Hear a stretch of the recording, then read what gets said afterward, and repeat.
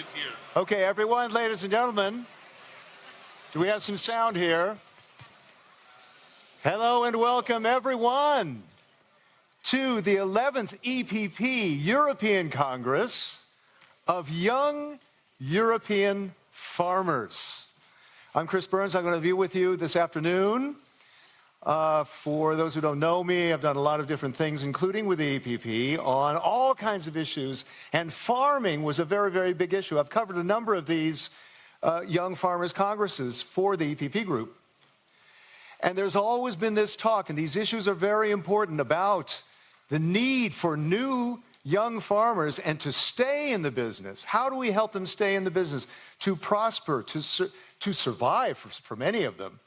And at the same time, there's a sense of urgency right now because we're fighting over a budget, over the next budget, the MFF. And how will the young farmers fit in to that budget, right? There's also the question of regulation. So there are those three key issues that we're going to be talking about this afternoon.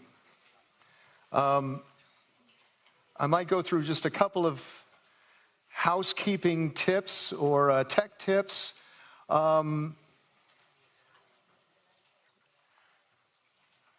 Right, we are streaming. Hello, everyone. For those of you who are connected, we will have Slido polls. It is on your card on the lanyard. You can see the Slido right there in clear letters to connect with, because we'll be doing polls later. So that's important to have. Questions will be via the microphones. Hello, interpreters. The interpretation is, you can see which channels are available. Hello, interpreters. Hello. And you can tune in to those numbers for your language, if it's not English. Hashtag EU Young Farmers. EU Young Farmers, if you hear anything great, and there should be a lot of good comments today on that. Also, hashtag ReFarmEU. This is an action-packed afternoon, so we need to stay on time. We're already running a bit behind. We will have some words of welcome. First of all, we'll have some inspiring technology stories, a fireside chat with the head of the European Council of Young Farmers, a panel talk with the Agri-Commissioner, Mr. Hansen, who had been an MEP here for a long time, and to hear about the new strategy for young farmers that the European Commission is proposing, and a look at Iberian agriculture. Then we'll have awards for innovative agricultural projects. And then we'll have a reception afterward. We'll tell you about that later. Now, in terms of scheduling, shall we first hear from the President of the European Parliament, Madame Roberta Metsola? Please stand by. We had to kind of juggle this schedule because of other people's schedules. So please stand by, and also have your questions ready for later. That would be great.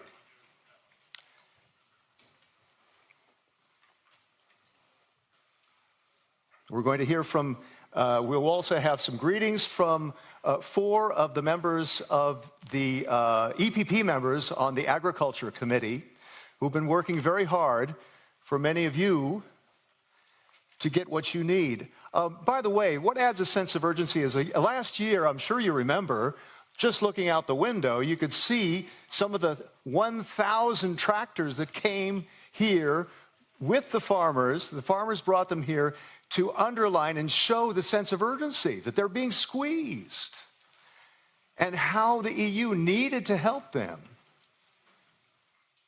Was anybody here on a tractor or knows of somebody who was on a tractor? Can you raise your hand if you were? Anybody who was there on a tractor coming in that drove all the way here to make that point, right? Yeah, that's it, right? And was the EU listening to them? Well, there have been some proposals, and there's a new one that the Commissioner is going to talk about. That's what we're talking about. That's what added to that sense of urgency. So the EU has been moving on this. But has it been moving enough? That's the question. Shall we hear from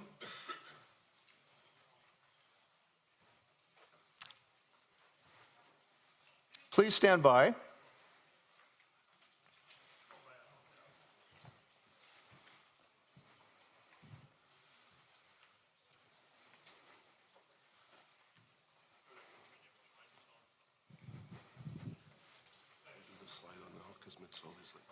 Slido. Okay, let's go to the Slido. And this will be a conversation piece for all of those who are speaking afterward. If you're plugged into Slido, hopefully you are, and if you aren't, take a look at that Slido QR code on your card. Right, the first question. Yep. Are we ready?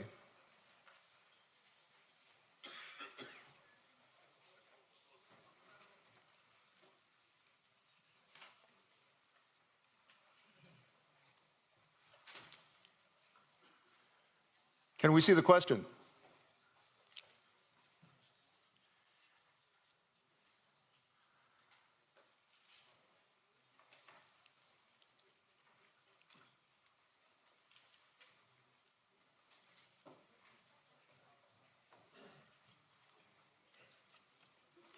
What is the biggest obstacle young people face when starting a farm in Europe today?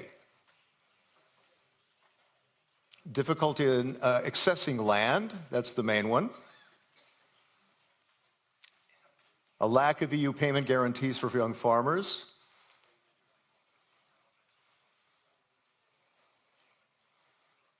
Okay, what seems to be in the lead is the land issue. All right. We have 13 more participants responding, 21. Very good.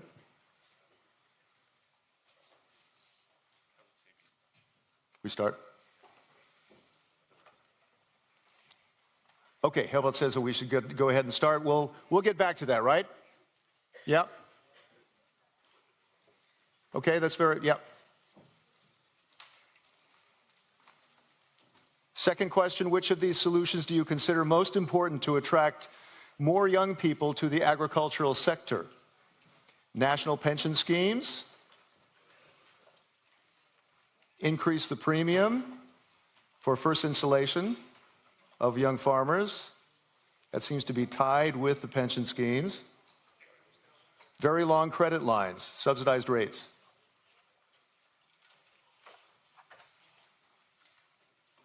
Improving the image of the agricultural sector is also a consideration. In your opinion, how can young farmers contribute to environmental sustainability in agriculture? Embracing regenerative agricultural methods.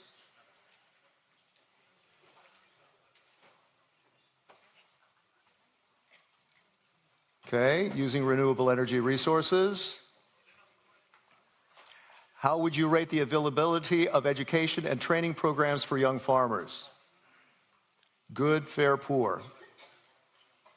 But very few say excellent. The availability of education and training programs.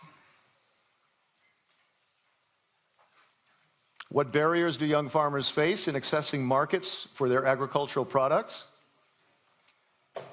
Price volatility. That was a main issue when the farmers were out here. 1,000 tractors were outside this window. How concerned are you about the mental health and well-being of young farmers in the agricultural sector? Very concerned. Concerned or very concerned. That's a strong indicator too. And we hope to talk about that. Right, Peter? It's part of it too, right? How concerned are you about the mental health, right? Was there one more? That's it. Okay, very good.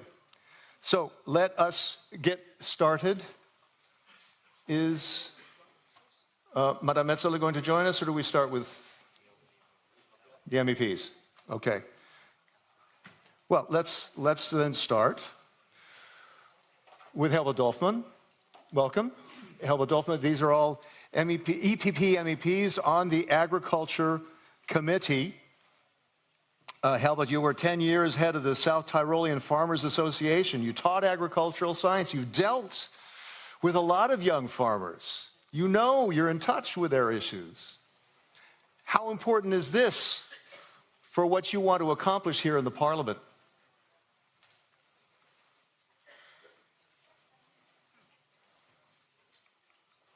Can we give Herbert some mic?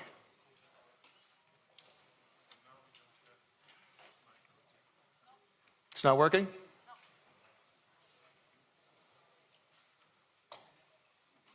I'll give you mine. Okay. There we go. Stereo. Well, thank you very much, Chris, for the question. Well, first of all, it's really great this afternoon. So many young people in this room. And this room, after some years we are doing this conference, is getting too small. I think next year we need to go to the plenary, which is a bit bigger than this room. Yes, and yes. That is really great. Woo.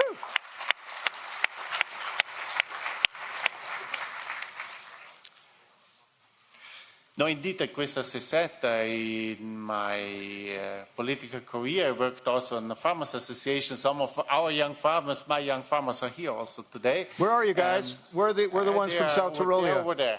Hey, bravo, bravo. And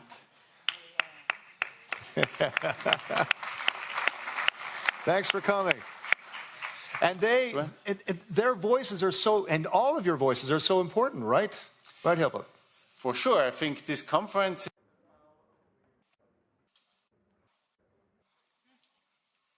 Okay, let's hope. This conference is about to have a look at positive examples, because I think it is important to show that we have young people in Europe in agriculture. We have innovative young people. They are working for sustainable agriculture. They are bringing forward our agricultural land, and that was the idea of the conference from the very beginning, and that's still the idea, to show how vibrant, how young, how innovative this sector can also be, because I think very often public opinion is quite negative on farming, and we need to show that farmers are working day after day, and they are feeding this continent. That's why we're having those awards. That's digital. That's all kinds of issues, all kinds of aspects of agriculture, right? Modernizing agriculture. Agriculture today is very technical. It's digital. We have different kinds of agriculture. I'm coming from the middle of the mountains, but we have agriculture in the very south, in the very north. We have agriculture in land where agriculture is easier, and we have regions where it's more difficult. But this makes, I think, this agriculture world in Europe more interesting, with more possibilities, because you can have different crops in different regions.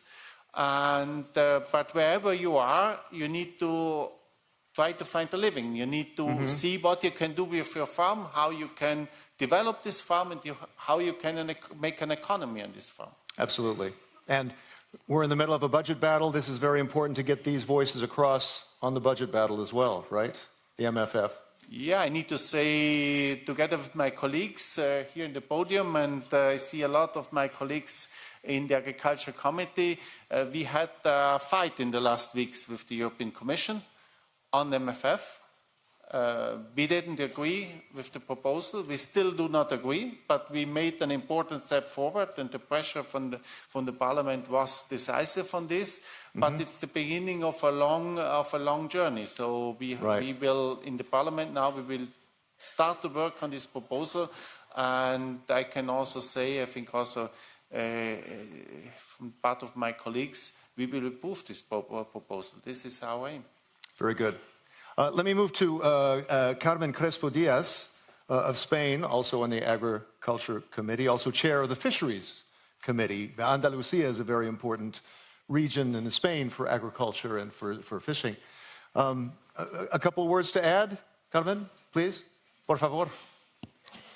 Bueno, pues muy buenas tardes. Good afternoon, everyone. It's a great pleasure. It's an honor to be here working with such important colleagues, Paulo, Jessika, Herbert, and other MEPs that are here in the room with us today. It's great to be having this meeting again. And this is great because this year we have 523 young people coming from all around Europe, and it's really a great pleasure for us to be able to work with you at this Congress, which is continuing year after year. After a very difficult time that we are now overcoming, we had the Timmerman time period, and I think now is an opportunity to simplify and make sure that we're focusing on what we really need to talk about, which is the budgets to this very important sector. And we can't forget that it depends on our future, on the present, on food security. So congratulations. We're really looking forward to hearing from you. This is an interactive Congress. And of course, we would just like to thank everyone, the organizational team, for being with us today. Unfortunately, Pedro couldn't be here, but Asaja is here, as well as Ceja. And so I'd just like to say that we are here to answer all of your questions. But what we'd really like to say is that agricultural policy in Europe is very important, and we need all of you to continue and move forward with it. Yes. Thank you for mentioning the sponsors, because I skipped that one. So thank you. Thank you, Carmen. Let me move to Jessika van Leeuwen of the Netherlands. Your party is the Burgerbeweging, which farmers are in your name of your party that's linked with the EPP Group. How do you feel about this Congress? How many people are from the Netherlands here? How many farmers or so forth? Ga maar even staan, jongens, Wow, alsjeblieft. look at that. Even staan, even zien waar jullie... Stand up so we can see you. Ja. Wow. Bravo. Oye, Jessika, que me quedan los españoles, ¿eh? Jessika, what about the Spaniards? Where are the Spaniards? E os portugueses também, Great. So how does it feel? You got a lot of voices here, and you hope their voices will be heard here, right? Definitely. That's why we organized this. And if you allow me, I'd like to say a couple of words to all these young farmers here present. Do. Because young farmers, you are the pride of our food production. And it's my honor to welcome you here with all my fellow MEPs, and also welcome to fellow MEPs, staff, and other guests at this wonderful event. I think after Christmas, this is the most exciting event in the year. So I'm very happy you're all here, and I also would like to take the opportunity to thank our staff and the EPP staff for organizing this, because they've had tremendous work, but they did a great job. I hope, young farmers, that you will leave this place with hope in your hearts that agriculture still has a magnificent future in Europe. And it's not easy to become a farmer these days. And we heard it already, challenges that we have. And the average age of farmers is too high, or at least so high that there's a little bit of a worry for the generation renewal. But the thing is, becoming a farmer, for most of you, it's not an active decision, because you do not become a farmer. You are born a farmer. And our Dutch Minister of Agriculture really likes to put it like this way: you're born a farmer. And I really believe this is true, because in every family, every farmer family that I visit, at least one of the children is a born farmer. This is the child that makes little grass silos with his toy tractors and a garbage bag, or the one that after dinner goes and checks up on the newborn piglets, or the kid that prefers to spend the entire afternoon sitting beside his dad in the tractor instead of going on a play date. And I'm sure this resonates with you, because you too were born a farmer. So despite all the challenges like bureaucratic rules, production restrictions, and lack of affordable credits, you still want to be a farmer. And why? I'll give you the answer. Because there's nothing better than that, being a farmer. Isn't that right? Yes. Yeah.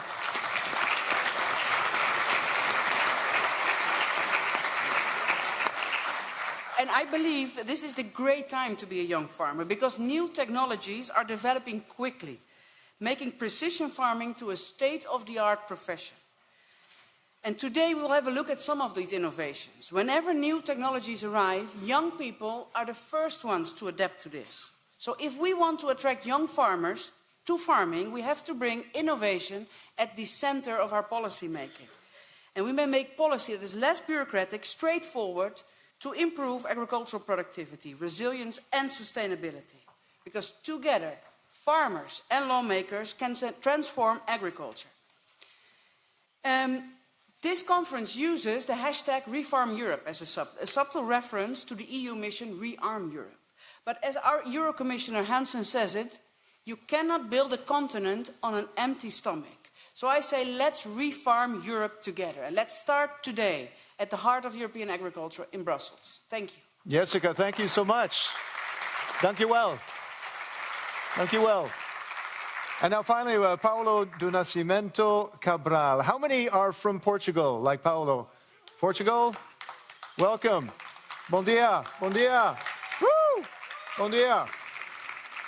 And by the way, you were there at the European Business Summit this week talking about biomethane, which is also an important innovation for young farmers to get involved in. What do you hope to see from this Congress?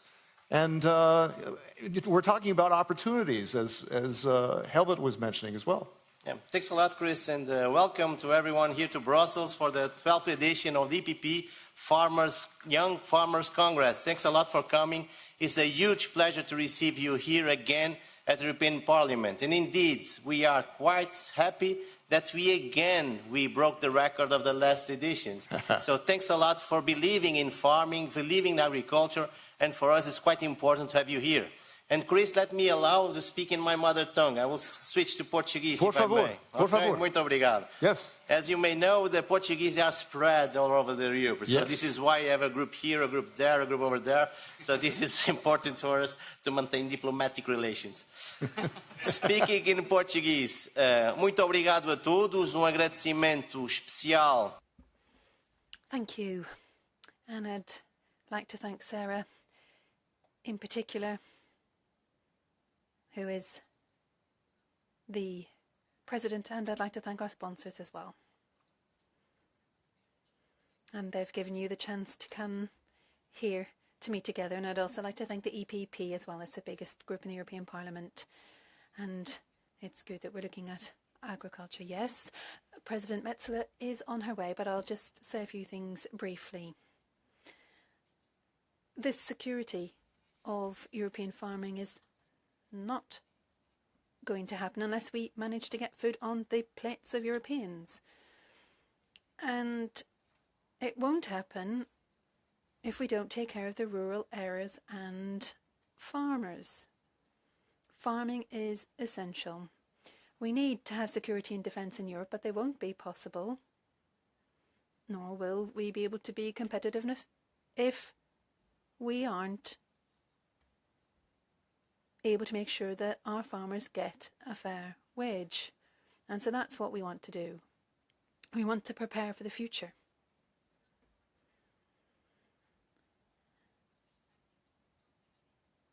"54, that's the average age.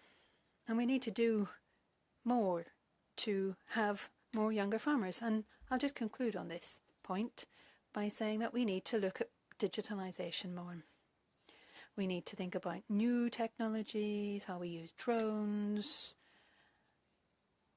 and making it easier to access the products that we need. This is important for European farming. So thank you for coming. And we're always behind farmers. Refarm EU is our motto for the future. And we can see that from today's event. We depend on you. We'll never abandon you. We'll never forget farming or farmers. Thank you all. Enjoy the Congress.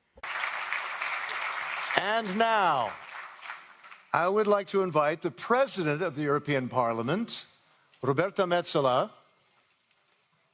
Roberta, are you there? 1 minute. She was elected as the youngest member, the youngest president of the European Parliament in 2022, the first woman president of the Parliament in 20 years. She was active in youth organizations like the European Youth Forum, the YFJ, and of which Seja is a member. So very much in touch with what youth, young farmers need as well. Roberta, please. So nice to see you. Hi.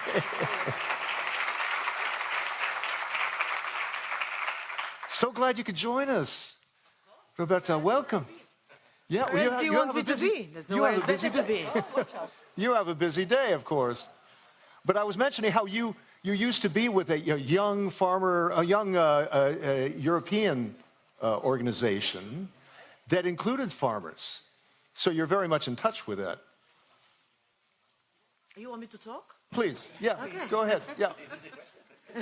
No, absolutely. Oh, we can just talk too if you want. No, That's no, absolutely. I spent a lot of my time actually in a student political organization, and we really worked with young farmers that we wanted to convince that joining the European Union was a good idea.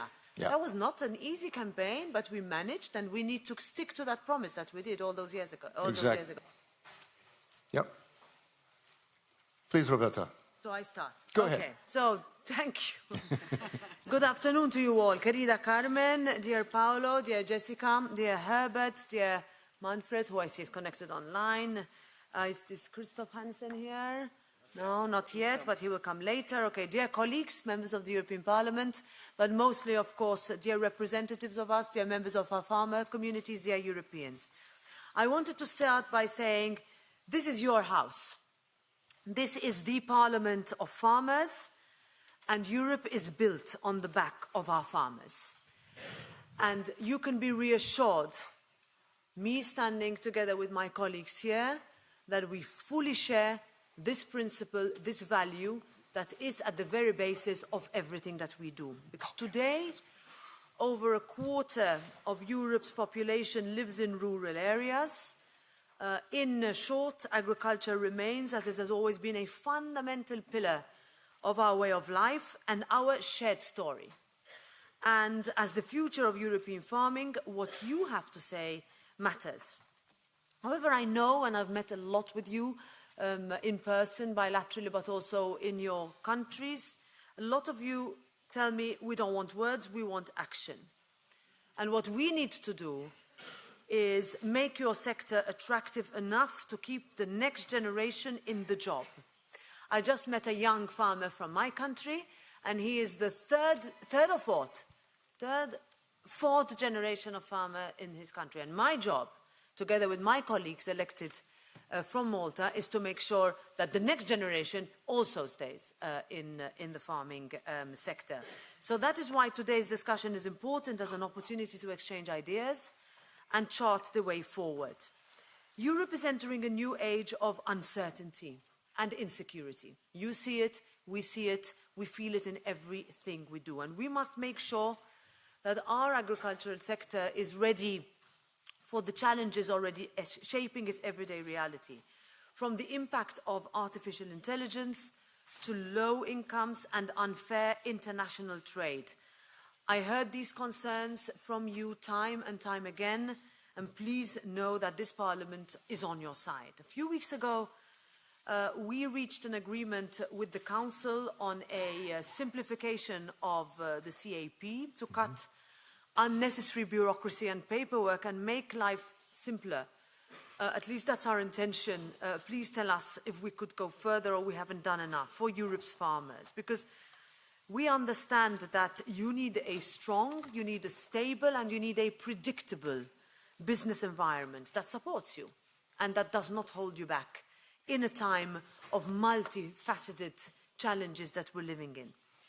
Meanwhile, we have also consistently called for generational renewal in our farming communities, and that's why we welcome the recent launch of the Commission strategy for generational renewal in agriculture. And we're already all hands on deck. You will see a lot of members who are sitting here who are members of the Agricultural Committee who are working to make sure we move as fast as possible on this.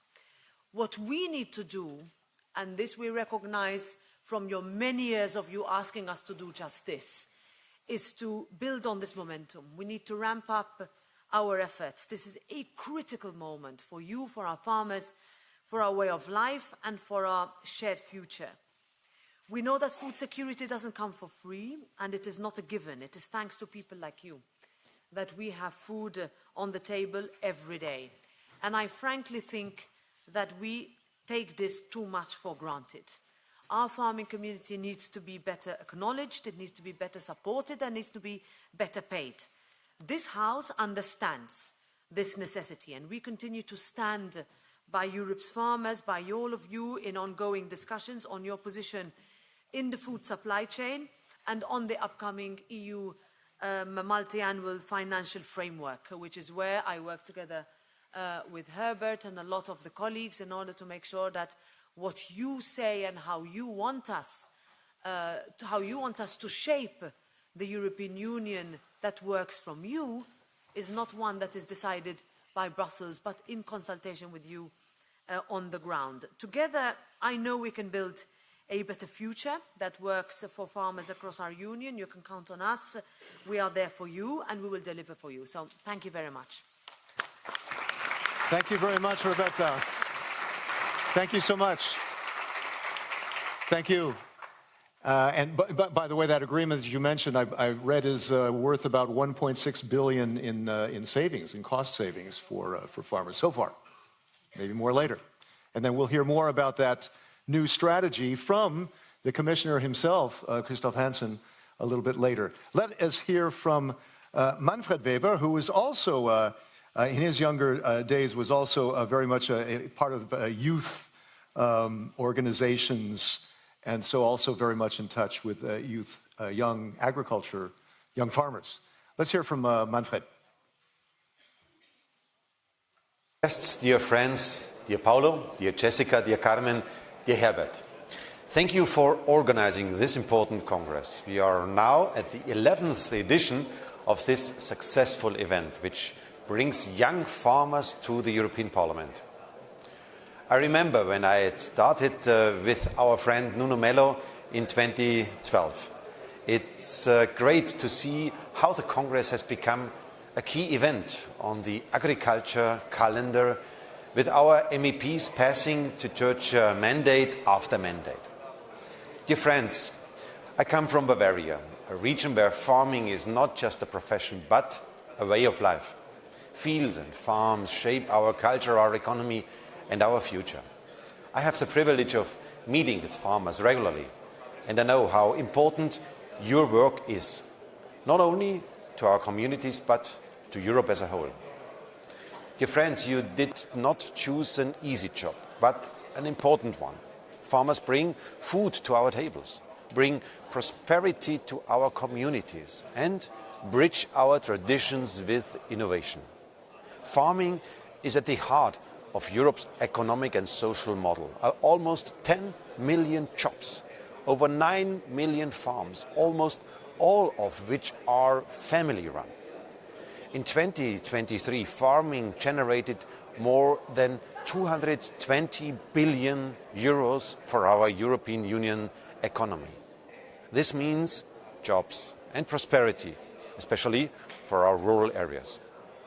Farming is key for our security. Just after the Russian invasion in Ukraine in 2022, the price of bread went up by almost 20% in the European Union. Higher prices have made it harder for many people to buy food and caused big problems in our food supply. In a world that's becoming less stable, food can be used as a weapon, and we cannot let our enemies use it against us. That is why your work is so important also for our security. You protect Europe from the risk of hunger. Dear friends, your work is important in many ways, some of which we don't always see. Thank you for your hard work. You are the future of European agriculture, and the EPP is Farmers' Party of Europe. For us, food security is not a luxury, but a fundamental necessity. For the European People's Party, rural areas are not the periphery, but the core of Europe.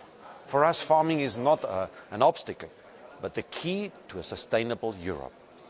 Protecting farmers and rural communities means making the tough decisions. We voted against nature restoration law, not because we are against nature, but because it was a bad piece of legislation.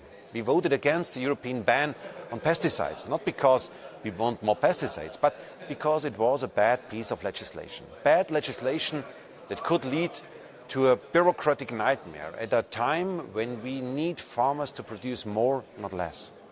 Having farmers drowning in paperwork instead of focusing on producing food will never be a good solution. The EPP instead stands for precision farming and the use of technology, food security as a key part of our European security strategy, fair wages for those who grow our food, protecting farmers from unfair competition. Imports must match our high European standards, well-funded European agriculture policy to ensure resilience, sustainability and protection of regional differences. And our Bucharest manifesto put farmers first, and where we are delivering now on the promises together with our Commissioner for Agriculture, Christophe Hansen. To give European farmers a strong voice in Brussels, we have also launched the EPP Farmers Initiative this year, a platform led by our member of the European Parliament, Alexander Bernhuber, to provide a strong voice for farming within centre-right policies. But we also need a bold vision for the future of agriculture. Right now, less than 6% of European farms are run by farmers under 35 years, who will bring good, safe, affordable food to our table in 20 years. Who will do so? In my constituency, I met many young farmers like yourself. They are enthusiastic, hard-working and extremely open to innovation. But they also wonder, will I have a future in farming? Will my family farm survive? What about my village in the future? Yes, yes and yes. Farming in rural areas are a part of Europeans' future. And the EPP will back young farmers. You are Europe's future. Our thanks to the chairman. Thank you very much, Manfred. I think there's one quick final thank you to one delegation that traveled a long way to get here. Paulo, please. Indeed. There you go. Thank you, Chris. Just a brief intervention because I had to leave to receive President Metsola, but I want to highlight the presence here. I believe it's the most distant participants in this Congress that comes from Azores Islands in the middle of the North Atlantic Ocean. So welcome for being here. They are here. Stand up, stand up. Thanks a lot. As you know, it's difficult to produce there. Also our teams and all. Thank you, several islands, and also to thank all the ambassadors, our colleagues that helped us organize this. Thank you very much. Great. Paulo, Carmen, Jessika, and Herbert, thank you very much for being with us. Big applause to the MEPs who are working hard for you. All right. Now, let's get to some inspiring stories like we were talking about. And I'd like to call up Lola Gomez Ferron, with CEO of Clisol Turismo Agricola. Please come on up, Lola. As well as, I'll call you both up, Guillaume Bass, who's with the tech firm Orbem. And yeah, please come up. A round of applause for them, please.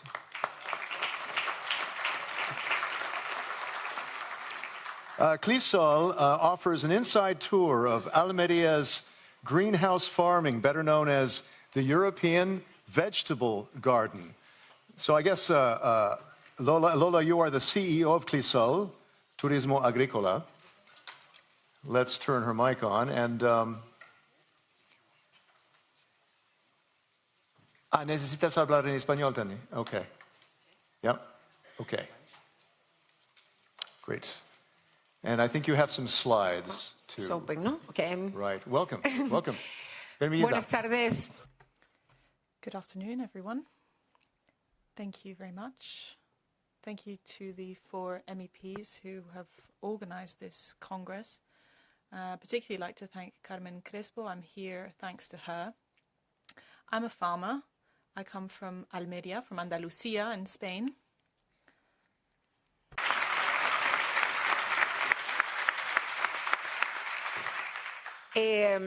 Bueno.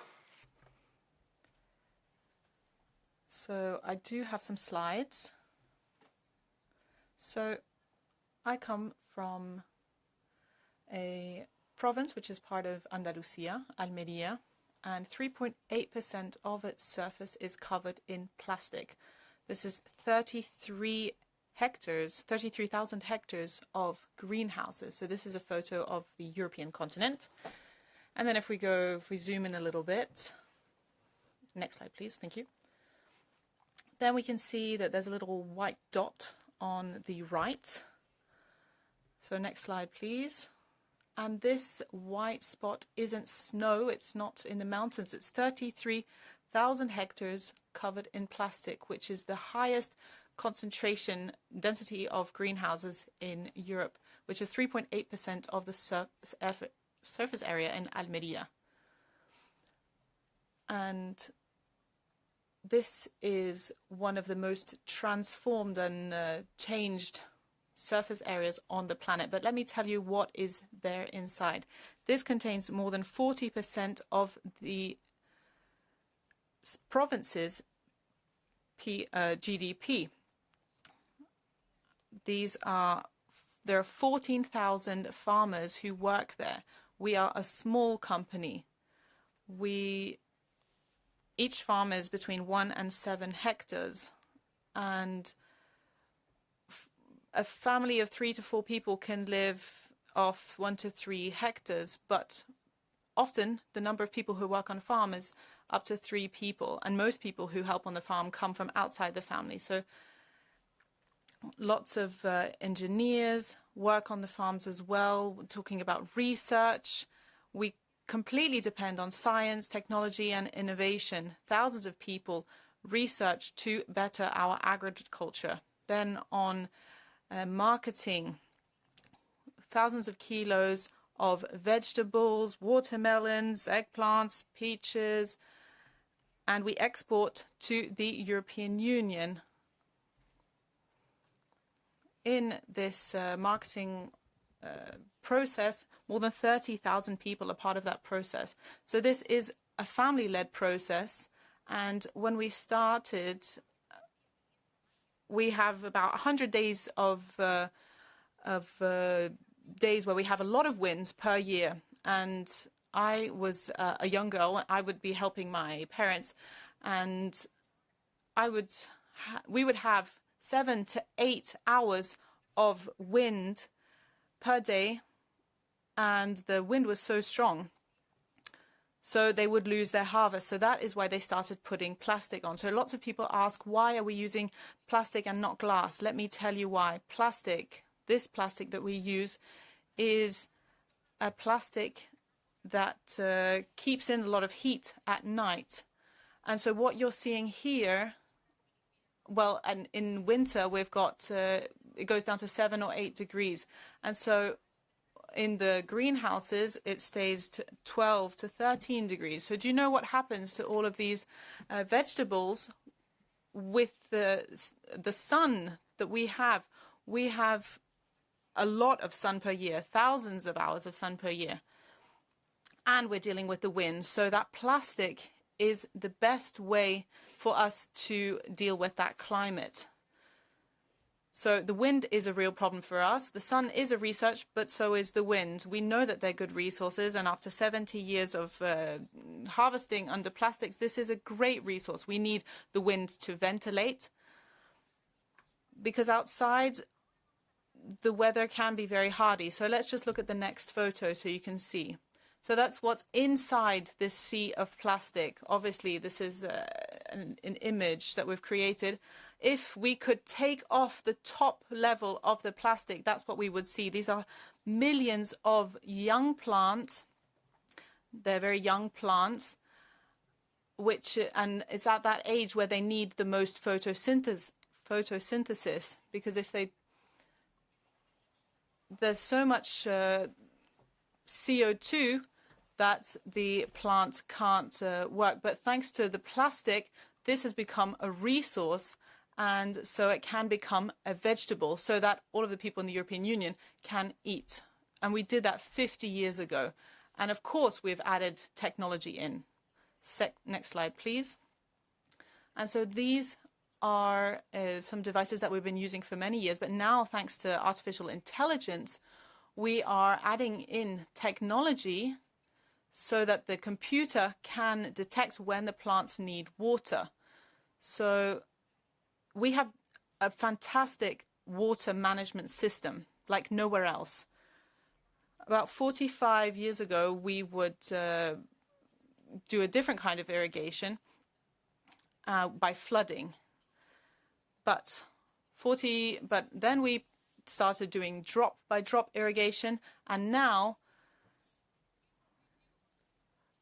we do most of our irrigation with this computer-planned programming and computer-detected programming. Next slide, so you can see what kind of technology we use. This is the soil-less farming. So next slide, please. Next slide, please. This is an irrigation pump. This is one of the greenhouses with the recirculation of water. So imagine we are managing to water with 40% less water without contaminating the soil. And that is part of what we're doing in Almeria. These are the solar panels that we use. I mean, we've got thousands of hours of sun per year. And so we're hoping that technology will improve so that we can cover our greenhouses with solar panels. So we want to make the most of the sun that we have. And we want to do that not only with photovoltaic panels, but we also want to be able to help control the temperature. Now, why did I put this photo in? Well, in Almeria, as I said, we've got a lot of sun.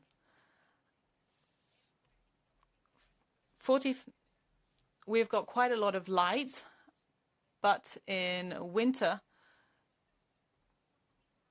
we've seen that there is actually there's not an increase of temperature.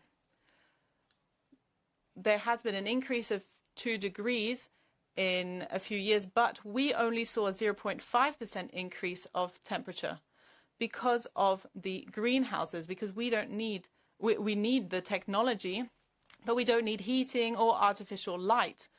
We don't need fossil fuels. We have that from nature. And we all do this. We are families. And we do this from inside the greenhouses. Next slide, please.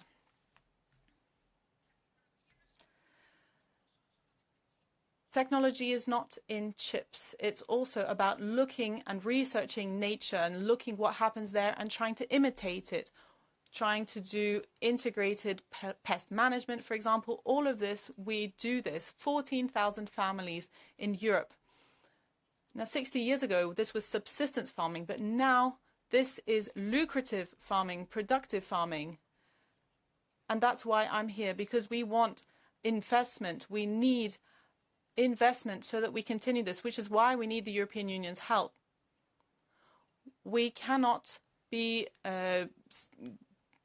exporting to consumers who are not able to pay more than 7 or 8 euros per kilo.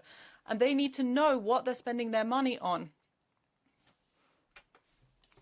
They never talk about the other things that we need to deal with. This millennial generation, they need to know what's happening. They need to realize how their food comes to them, and it needs to be done in a healthy way. People need to know what's happening and be able to pay more for those fresh products. And if these are family products, it means that we're really struggling. I mean, in 2020, we had a pandemic. We all had to wear masks. If it continues like that, if we're not talking about how these young people are going to be able to be lucrative, I mean, this is going to be very difficult. They need to get out of their offices. They need to get out into the world. They need to see what we're doing, and they need to see what our needs are. Because if another pandemic happens, we're not going to be able to manage. What is going to suffer is the food. Thank you.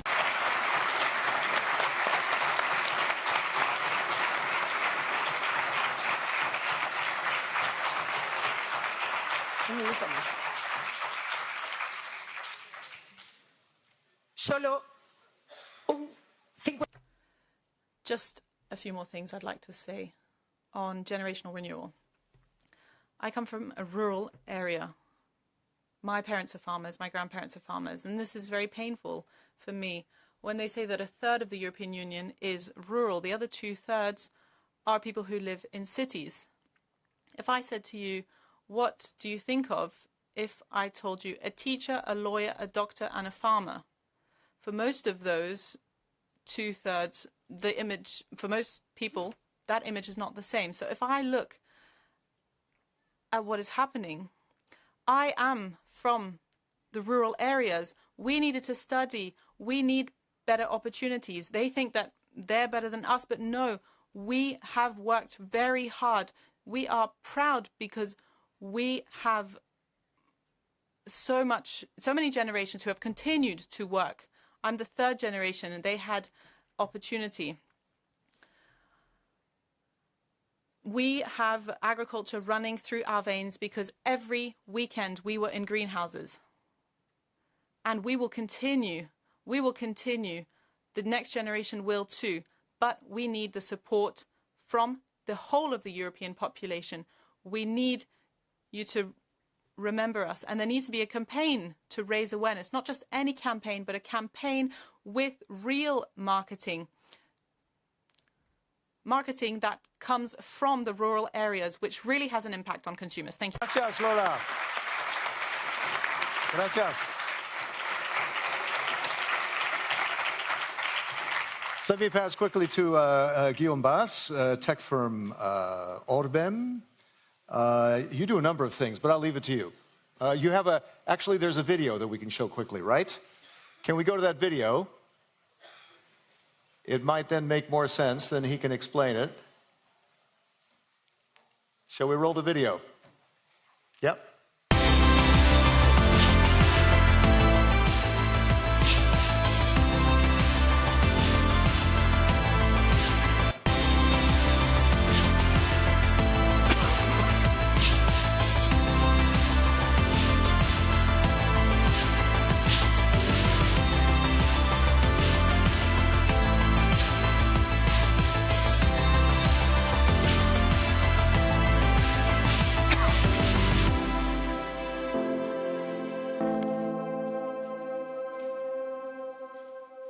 So I have some notes on that, but I think I'll leave it to you, Guillaume, to explain it, right?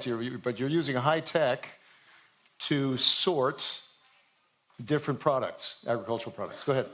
That's right. First of all, it's an honor and a pleasure. This is my first attendance here. Hopefully not the last one. We're Orbem. We're a European company based in Munich. We were kick-started in 2021 with the support of the European Union and went into production in early 2023, and since then we've scanned, sorted and classified over 100 million eggs. Can we move to the next one, please? There we go. This is who we are. We've done we've been along the path a bit already now. Today we're over 200 people from all across Europe and the world. And yeah, we've sorted over 150 million eggs, which is quite a significant accomplishment, and the impact is pretty large, as illustrated on the next slide.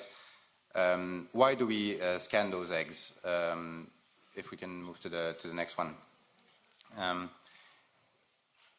The process in the layer industry, I don't know if the Looks like there's some mild issue there. So the process in the layer industry right now is that the genetics are so optimized that the male layers cannot be used for meat, so and they cannot lay eggs. So therefore, we need to discard them. This is typically done, or has been done until recently, by culling the males after hatching. Thanks to companies like Orbem providing innovosexing solutions, this is no longer the standard. As usual in the agricultural sector, Europe is at the forefront of innovation on this. Animal welfare practices are adopted typically here first. There's a very strong commitment to excellence when it comes to practices in agriculture in Europe.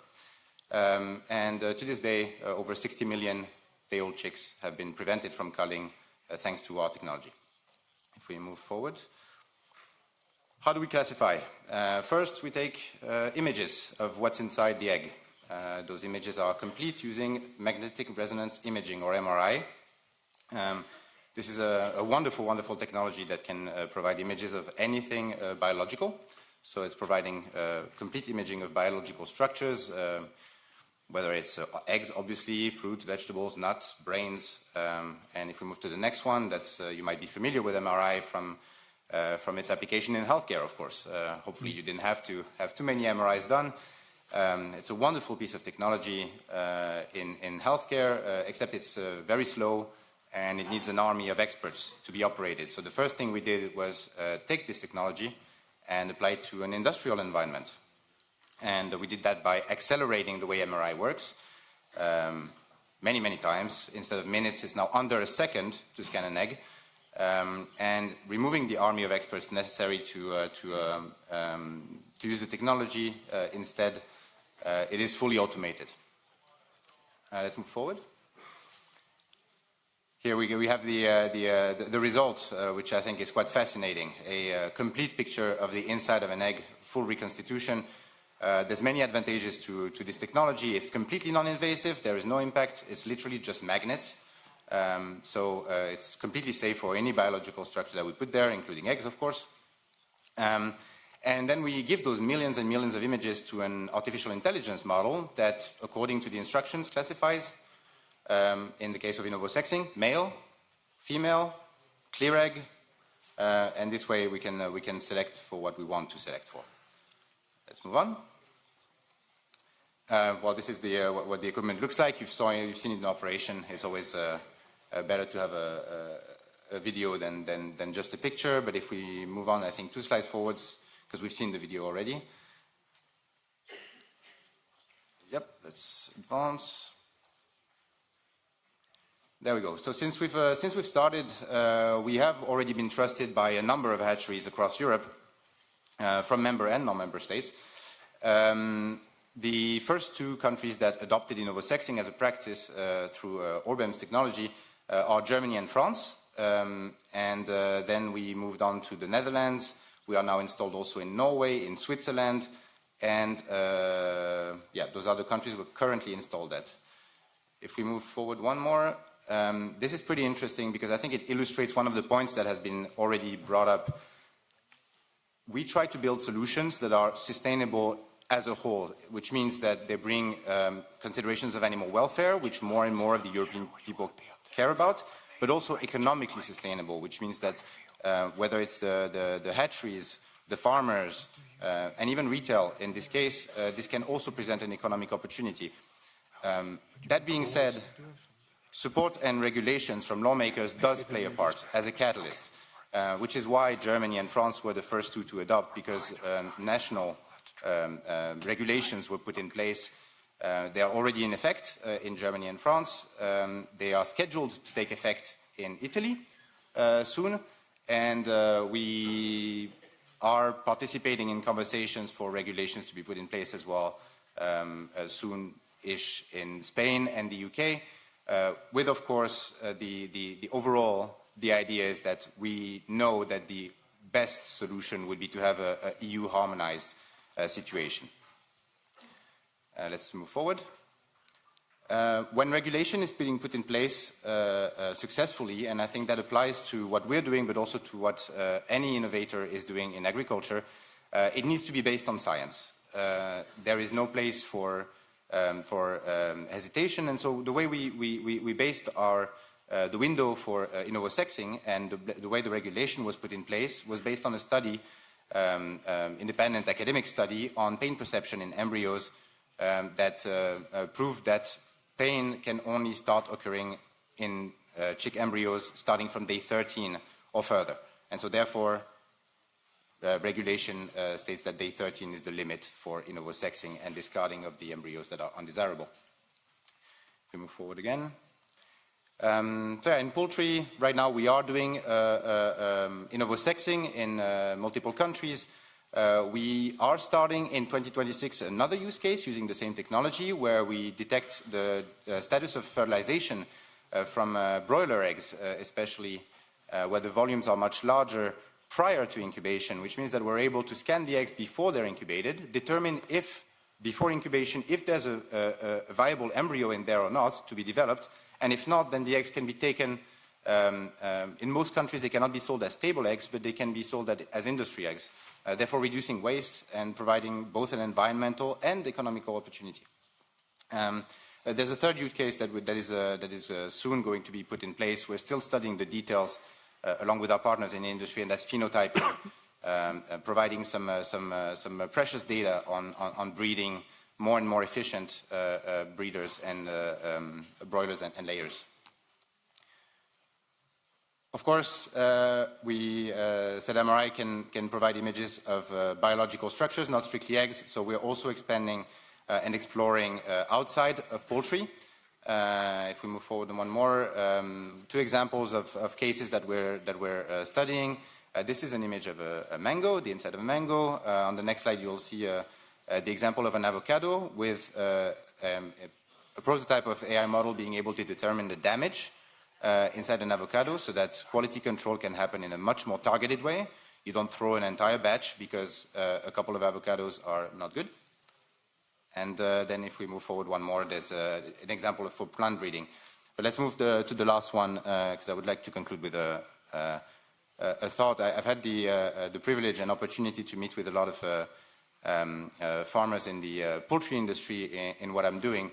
And I always come back proud, humbled, and quite frankly a little bit optimistic because it seems to me that as long as we keep on working together between innovators, lawmakers to provide support and proper regulations, and of course, first and foremost, the expertise from the agricultural sector in Europe, then not only can we provide a landscape for the next generation of European farmers, for them to survive, but even to thrive, and I'm really looking forward to it. Thank you very much. Guillaume, thank you very much. And to Lola as well. Thank you. A big hand. So, if I can excuse you from the podium, I'd like to then move to the President of the European Council of Young Farmers. Please, Peter Maidendorp, the President of CEJA. Welcome.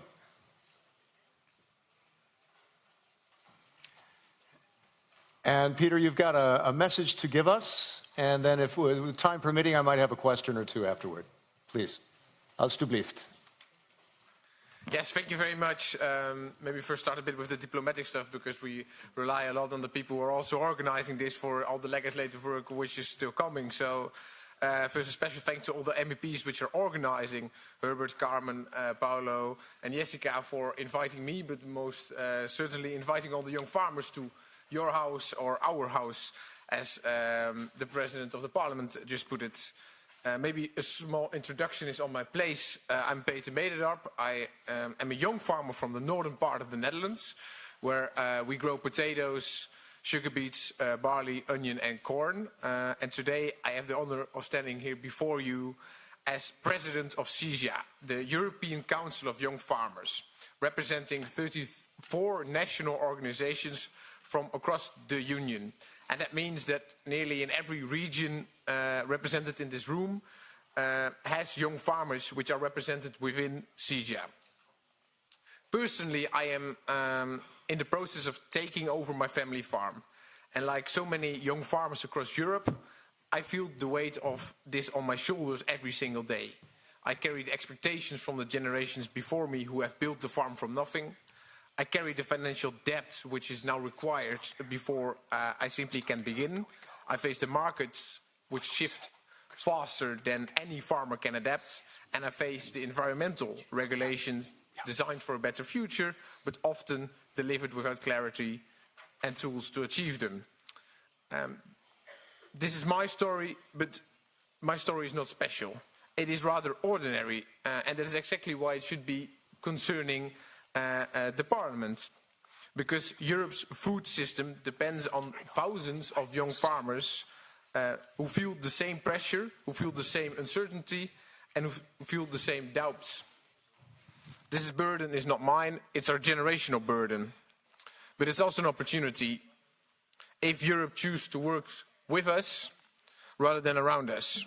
So let me speak today of a couple of issues which we as young farmers would like to see a bit sharper in the mandate to come. Because the EU has made generational renewal a top priority for the agricultural policy, and yeah, we do celebrate that also in CISA. It's a bold move to make young farmers the priority, especially since we have faced as young farmers also skepticism, sometimes from this house too.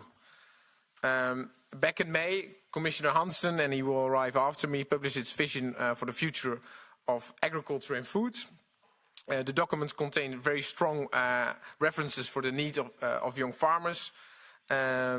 So what makes this document, what makes these priorities so fundamental for our momentum as young farmers?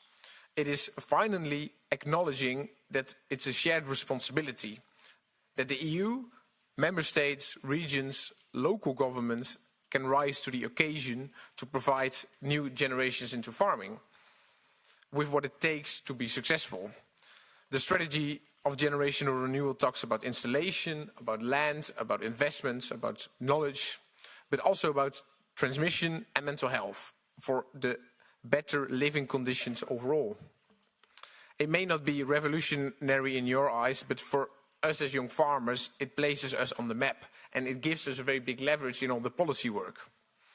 Unfortunately, we also have to acknowledge that even though the strategy is a right step in the right direction, we see also backtracking on some of the places.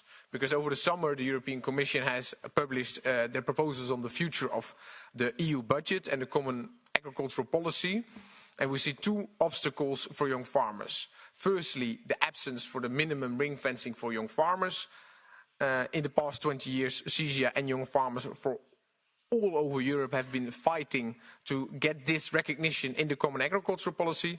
But the Commission, by deleting the fiscal ambition from its proposal, has not only created a false start for its strategy, it has given us the responsibility and the duty to pick up the work we had started from scratch and defend the budget towards the European Parliament and towards the Member States. And secondly, the new model of the governance of this CAP, in which Member States have more margin of maneuver, gives us as young farmers much more homework. Based on recommendations of the European Commission, with the risk of leaving young farmers behind from certain regions. And today I'm also then calling on the EPP to be supportive of this re-establishment of the ring fencing for young farmers. Your group is really the kingmaker in the decision for the earmarking of money for young farmers. So we count on your support without any hesitation. Secondly is simplification. And all of my members, when they come to the CISA meetings in Brussels, made it very clear. There is not a farmer who does not want to do less paperwork. Fewer overlapping checks, fewer digital labyrinths, fewer contradictions between one regulation and another. But let's be honest, simplification as such will not solve all our problems, because the problem is not only the paperwork, it's also the underlying regulatory framework which does not align with the realities on the farm. We can shorten the forms, we can streamline the applications, but if young farmers remain blocked by nitrate thresholds that do not match with local conditions, habitat rules that change with every court ruling, by environmental targets without a clear pathway, then the simplification risks to become cosmetic. And that's why young farmers also ask for something deeper, an honest conversation, an honest conversation about the choices we have to make and how we do get there. There's no legal clarity, there's no stable pathway, there's no regulatory predictability that allows a young farmer to sign a loan for 25 or 30 years. And this House has really an opportunity, I would call it also responsibility, to demand for a regulatory framework which is realistic, coherent and investable, focused and stimulated on the movement on our farms, where progress is the key rather than the dogmatic goals we sometimes see in the legislation. And firstly, and the last point, it's the trade policy. In a lot of speeches we've seen agriculture praised as strategic, as essential, as the backbone of Europe. But at the negotiation tables, this does not always feel like the priority. Young farmers do not ask for protectionism.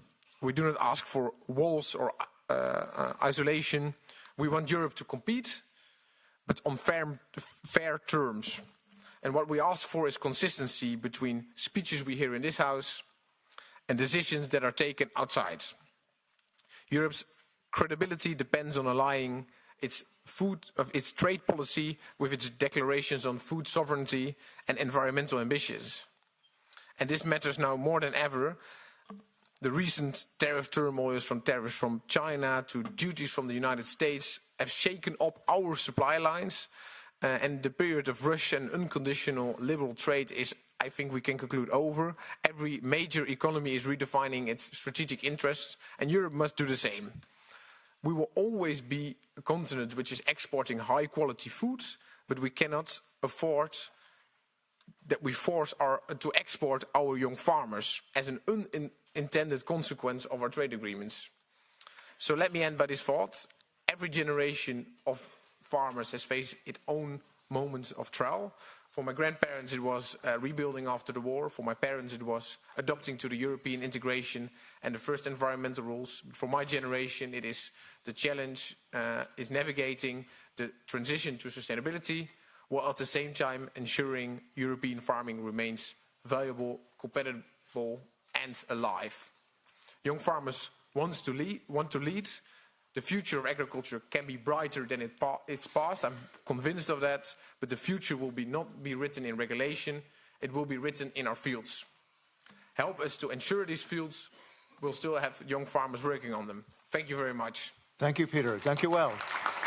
Thank you. Maybe a quick question on your point about simplification, because Roberta Metsola mentioned this, about this agreement between the Council and the Parliament and the Commission in that trilogue about simplification. And I read it could maybe bring 1.6 billion in savings for farmers. What do you think about that agreement? Is that enough? Should it be more? Yes, what I try to refer to is that, of course, simplification, no one wants complicated regulation. I think that is something we very much can conclude on. But when we talk about simplifying European measures, we also have to have an honest conversation about what are our environmental goals and climate goals. Do we want to meet them? What is our ambition on European level for them? You cannot just simplify the means to reach there while still sticking to these goals and making them legally mandatory for member states, because the consequence of that will be is that our member state will be sued because they are not reaching the targets, and they will still come to our farms, complain about the environmental targets we've agreed upon in Europe. This needs to be a conversation which takes into account both the goals and the measures. And for us, the most important is the progress. We should focus on the progress, making steps today and tomorrow, rather having these endless discussions about dogmatic goals, what we have to do in 2030, 2040. It doesn't matter what. I cannot predict how the world looks like in 2030. I can only influence the steps I make today, tomorrow, and the year to come on my farm. And that should where our focus should be. And on the budget, yeah, please, yeah. On the budget, you were talking about ring fencing, because that is a really spiny issue right now. Can you say anything more about that? We're not there yet, actually. There's no ring fencing for a budget for youth. young farmers. No, exactly, and I think that's very strategic that I'm speaking before the commissioner, because he's going to present his strategy on generation. Yeah, you don't want to rain on his parade too much, but yeah. And I'm not going to spoil it too much. The measures, I'm not unhappy with the strategy on generation rule. Don't get me wrong. There's a good problem setting, and the measures in there are quite good. You will hear it from the commissioner. But what we have to be really sharp of is that it also comes with financial ambition. In the CAP, we had 3% now of the budget going to young farmers instruments, and in the new proposal, there is no legal requirement for member states to put any money. No. On that, we're quite skeptical, and the EPP is really going to be a kingmaker in the parliament when it comes to this ambition. So I'm very happy to call here also on the organizers of these events to make sure that in the negotiations to come we see this back, because that is something we do expect. Huh? Throwing down the gauntlet to the MEPs here. One other thing too is on that starter pack that's mentioned in the new strategy by the Commission. They talk about 300,000 in financing for a starter pack. What do you think about that? So just what I like about what I do like, let's talk also about some positives indeed about the CAP proposal, is indeed the starter package, because it really gives a holistic overview of the problems young farmers face. It's not just money on the table, it's also instruments to get access to land via land mobility. Which we saw in the poll. Access to land is a big issue. Yeah. So it's good to see a reaffirmation of that by actually the people who it should change their lives. Huh? Yeah. I guess that does it. Peter Medendorf, thank you very much. Thank you well. Thank you. President of CEJA, European Council of Young Farmers. Now, at this point, I believe the commissioner is not yet here. Is that correct? Right, Alfonso? So let us then move to the sponsors. Hang on a second. I got to hear from... We are checking. Let me check. Yep. Because... You can trust us. Sorry? There is the break foreseen, right? Yeah, I know. It's in principle there is. Yes, exactly. I'm waiting for word. Please stand by.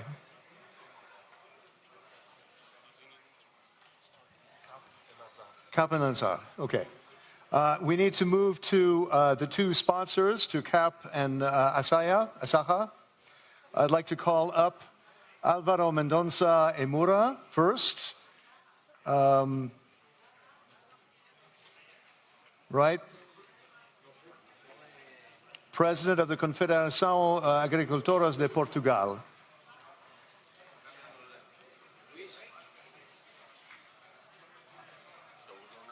Yes, come on up. Yes. Yeah. As well as Jose Pravia, who is the president of Asaja Cadiz. Please, you going up? Okay. You're going through, right? We have to do a break. Yeah? So announced a break, 5 minutes. Okay, we take a 5-minute break. Sorry about that. We will, after all, take a 5-minute break. We have time. Sorry about that. We'll see you in 5 minutes.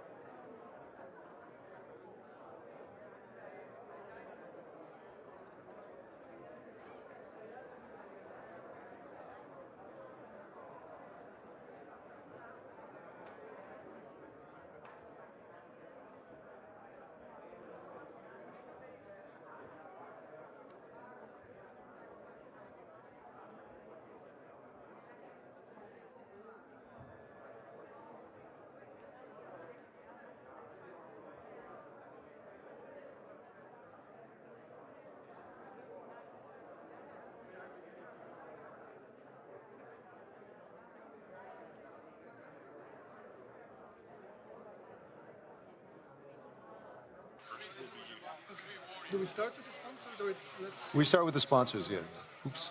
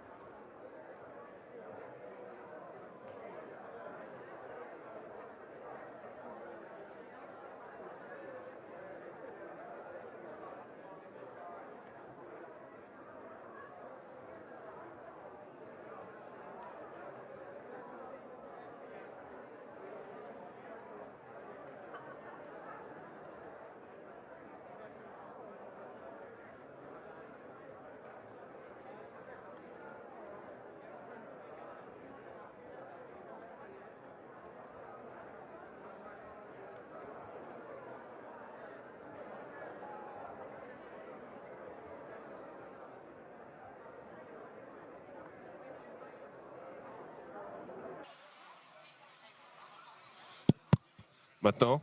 Non? Plus haut? Plus haut? On n'entend rien.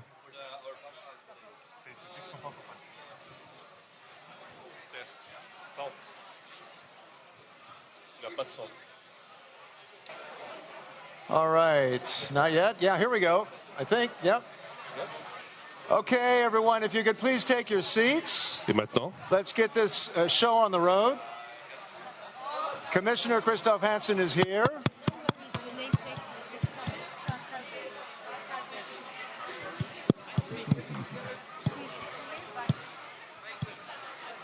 Christophe, hi. Nice to see you. Pleasure. Yeah.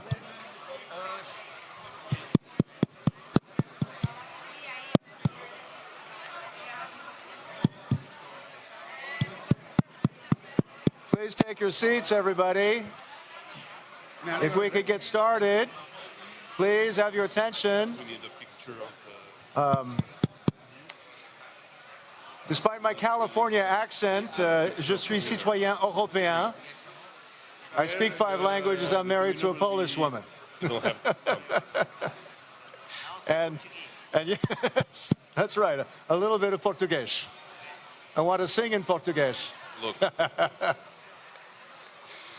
So yes, we have more action-packed afternoon now.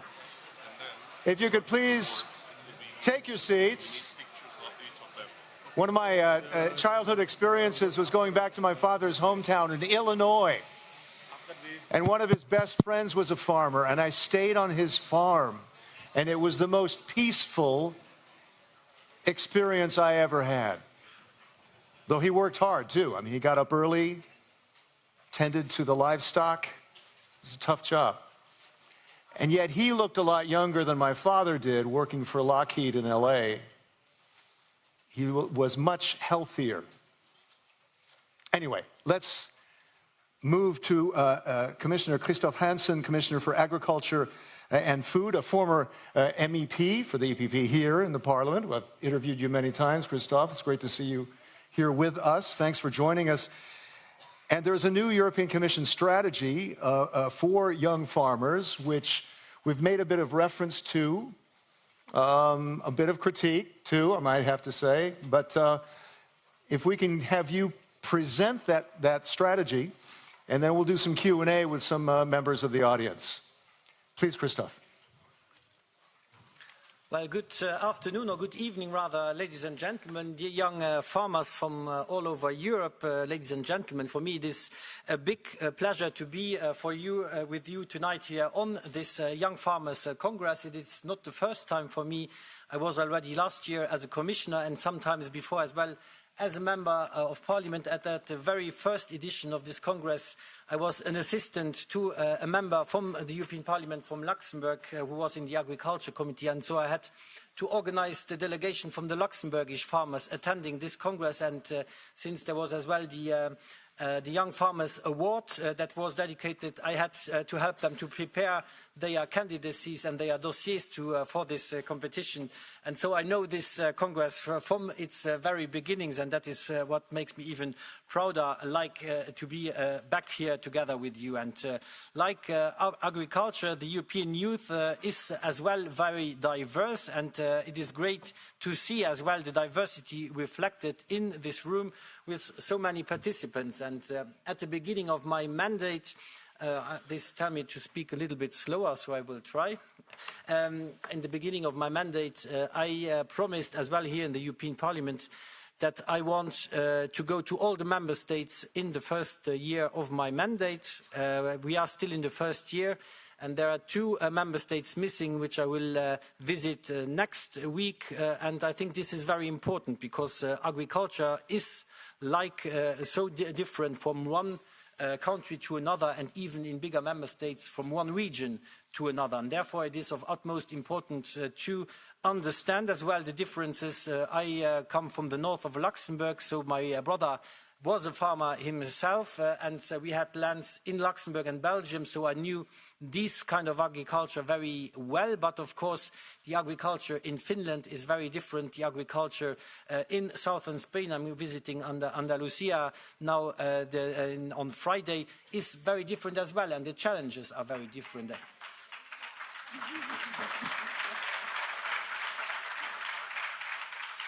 And this is very true as well when it comes, for example, to the problems farmers are facing.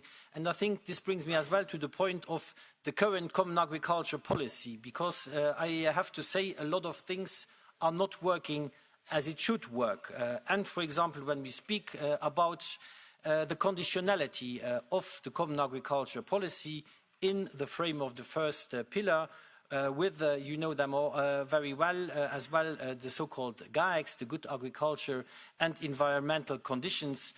I have to say, when you travel in the same week to Sweden and to Cyprus, you see that, for example, the protection against erosion is not the same, or you can't use the same tools in the north of Europe than you have to use in the south of Europe. And I think that is something we need to recognize as well. And I think, dear participants of this Young Farmers Congress, that you are very diverse, but you are as well the ones that are bringing change and innovation to the sector. And this is as well very important to make the transition more sustainable, more innovative, and as well make our food systems more prosperous for the future. And yet, the number of farmers in the EU is as well going down. And as you know, less than 12% of EU farmers are below the age of 40, which is the definition of young farmers. And the average age is above 57 years of age. And some member states that I have visited, it is even worse, where there are only around 4% of farmers below the age of 40, and half of the recipients of the CAP money are already in the retirement age above 65 years of age. So there is something wrong in the system, and I think we have to address this. And therefore, as well, it is important to say that, apart from the figures, that we need to make the sector more attractive again. And there are many aspects that need to be taken into account. For example, we know that currently the average income in the farming sector is lower than in the rest of the economy. This is a very important part, so we need as well to work on the income part for our farmers, otherwise it is not attractive. But as you know, setting up a farm with land, with animals, with machines, seeds, this all costs a lot of money. So, but banks are less likely to give you a loan if you earn less than the income in other sectors, and if the income is volatile, because we face as well a lot of crises, droughts, floods, wildfires, and so on, animal diseases. So the pressure is very big. And saying this, this Congress therefore comes to a very right time. So the Commission has just published the strategy for generational renewal in agriculture some weeks ago, and I suppose you have already partly discussed about this today. And with this strategy, we are making support for young and new farmers a political priority for our food security and our rural areas. And it establishes a coherent common European framework to make farming more accessible and attractive for those who wish to enter the sector. And the strategy was built through extensive consultations with young farmers, their organizations, the member states, and other stakeholders across all Europe. And their input has helped to identify the main barriers that prevent renewal in the sector. And above all, difficulties in accessing land, finance and skills persists, as well as fair living conditions and financial security for retiring farmers as well, because I think a lot is as well in this generational, let's say, compromise and cohabitation of the generations. And the strategy that we have presented tackles these barriers by promoting targeted and coordinated actions across different competences and policies. And a key feature is our recommendation that member states double their efforts to ensure generational renewal. especially in those member states lagging behind. Member states should dedicate at least 6% of their ring-fenced CIP envelope to support young and new farmers. And this is as well doubling the money that we currently dedicate to our young farmers. And this flexible reference will guide member states to prioritize young farmers in their national budgets while also addressing their specific needs. And this also allows each member state and even regions, because as I said, the differences are as well big from one region to another, to adapt measures to its own context within a common European framework and an EU-wide priorities like food security, sustainability, and of course the generational renewal.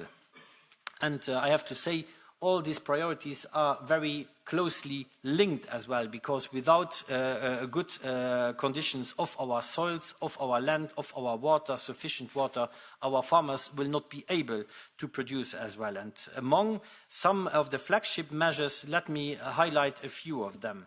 First, there is the Starter Pack, which is a simplified and comprehensive support toolbox combining startup aid, investment instruments and advisory services to facilitate entry and the possibility entry into the sector with, for example, the possibility of a lump sum of up to 300,000 euros to start with the farm. And then we have also the Women in Farming platform and the network of rural youth ambassadors, which will strengthen visibility, peer learning and representation of young people and women in rural areas. And also when I spoke about the access to land, which is a problem, we are working on an EU-level land observatory to improve land transparency. I know that land, the competence lies with the member states, but that is what I said in the beginning. It is not just the European solution. The national level and the regional level needs to cooperate on many of them. Then we have also proposed that the direct payments on the area-based, the digressive area-based income support should not go anymore after a certain transition period to farmers that are already retired. This does not concern the investment support. This does not concern the areas with natural constraints. This does not concern the agro-environmental measures, but just the area-based payments. And why are we doing that? That is, of course, that the land gets free at a certain point for the young farmers. I know that there is still a lot of discussion necessary, but nonetheless, I think we need to speak about it. And then when I speak to access to finance, which is another big challenge, I'm working very closely there as well with the European Investment Bank to develop guarantee schemes and interest rate subsidies to facilitate access to finance, because, as I said before, especially young and female farmers have specific difficulties of accessing good conditions for loans, and that is something we need to address, because when you start a farm, you don't have a track record of loans, you don't have the necessary guarantees, and then most of the times you get the worst possible conditions. And let me also remind you that young farmers also face a significant disadvantage when it comes on income, because on average, their income is 14% lower than that of farmers aged 40 to 60 years, for example. So I think this showcases very clearly that we need to act. And we see similar disparities for women. Women farmers earn on average 37% less than their male counterparts. But this is not only about income. There's also a serious issue with the overall attractiveness of the sector. And this is why in the CAP proposal, we introduced a new farm relief services to support farmers during periods of need, essential tools as well for safeguarding mental health and promoting healthier work-life balance. And why do I say that? For example, when you live in rural areas, you want as well to benefit from the same services that people in cities often take for granted. And you want as well to be able to take care of a child when you get the chance to have children. And then you need as well from time to time to have a week off to go on holidays, but the farmer usually has not the possibility to do so, and this is why I think this becomes very important. Rural development is very important, and to make our rural areas sufficiently attractive, we need on the rural development, as I say, to work on the services. And I always give the example of one of the SEJA members that I met during a discussion with SEJA, Elizabeth from Sweden, who is a dairy farmer, a female dairy farmer, and she told me, well, in my region, I have to decide either kids or cows. And I was laughing in the beginning, why do you say that?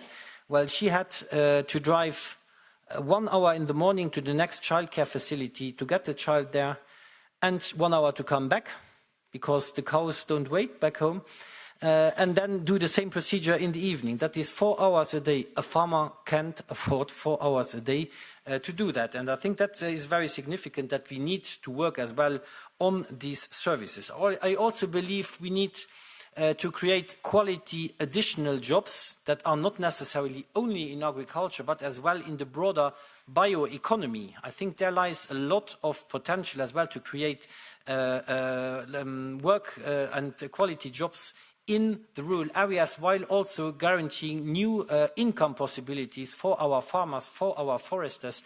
And that is something that makes the life in the rural areas again more attractive, because as well, if you are a farmer and you have a wife or a husband, in that case, they maybe want to work as well in the countryside, but not necessarily on the farm. And this is very important that we deliver on that. And therefore, I'm working very closely as well with my colleague Jessika Roswell on the bioeconomy strategy. And by incorporating as well aspects related to pensions, I mentioned it before, and succession into the European semester framework, we are as well recognizing that generation renewal is a key economic and strategic interest of our union. And by the way, what is very important is that this European semester exercise allows us as well to make pressure on the member states, because pension systems, as I said, is a national competence.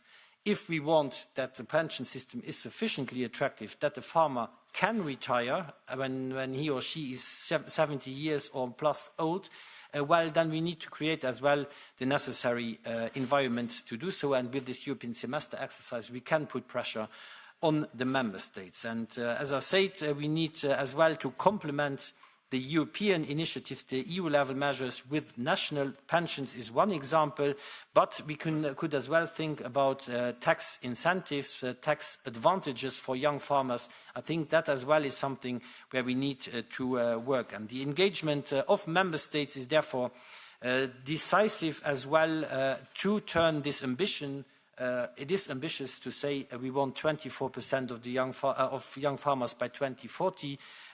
But nonetheless, we need to work on all levels together, the European, the national, and the regional, to make this happening. And I think the EPP has consistently showed as well the commitment in championing Europe's young farmers. That's why this is not the first edition. I think the first one was in 2012, if I'm not mistaken.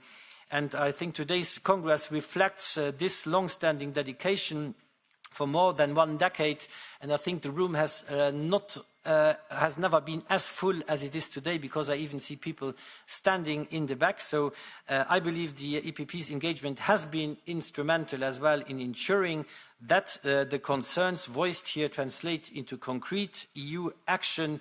I've learned today in another conference that I attended, the generation renewal strategy is the first since 2000, so the last 25 years, that hasn't been done, and therefore I think it is very important. But as I said, it is the beginning of a long work. We need to make this happen together, but it demonstrates as well that when we work together, Commission, Parliament, the Member States and the stakeholders, Europe can act decisively to give young people a future in farming. And ultimately, generation renewal and the EU strategy are not about replacing one generation with another. They are about renewing confidence in Europe's rural areas, about ensuring that the right to stay on the land becomes a wish to stay, and about keeping farming as a viable, modern and proud profession for the next generation. And I would like to thank you all for fighting for our food security and your efforts to keep our rural areas alive and kicking. Thank you very much, and I'm looking forward to the panel. Commissioner, thank you very much. Thank you. Merci. So let's go to questions first. Let's begin with our sponsors. So let's begin with Anna Boris of McDonald's, please. Thank you. Commissioner Hansen, thank you for this opportunity and for your strong focus on generational renewal in farming. At McDonald's, with 6,000 restaurants across Europe and 95% of our key ingredients sourced within the European Union, we work closely with thousands of European farmers, and we know firsthand the urgent need for generational renewal in agriculture in Europe.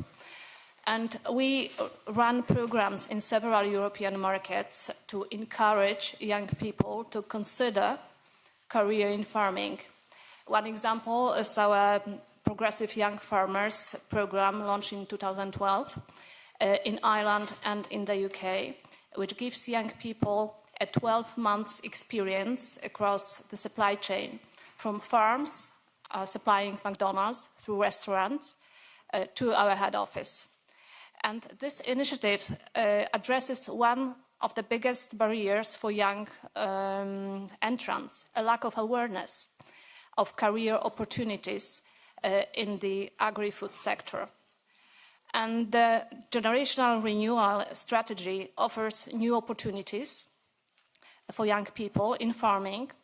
And in your view, what needs to happen to ensure that young people, especially those from outside traditional farming backgrounds, are aware of this opportunity and see agriculture as an attractive career path? And do you see a role for business here, or a scope for cooperation between business and administration in achieving this? Thank you.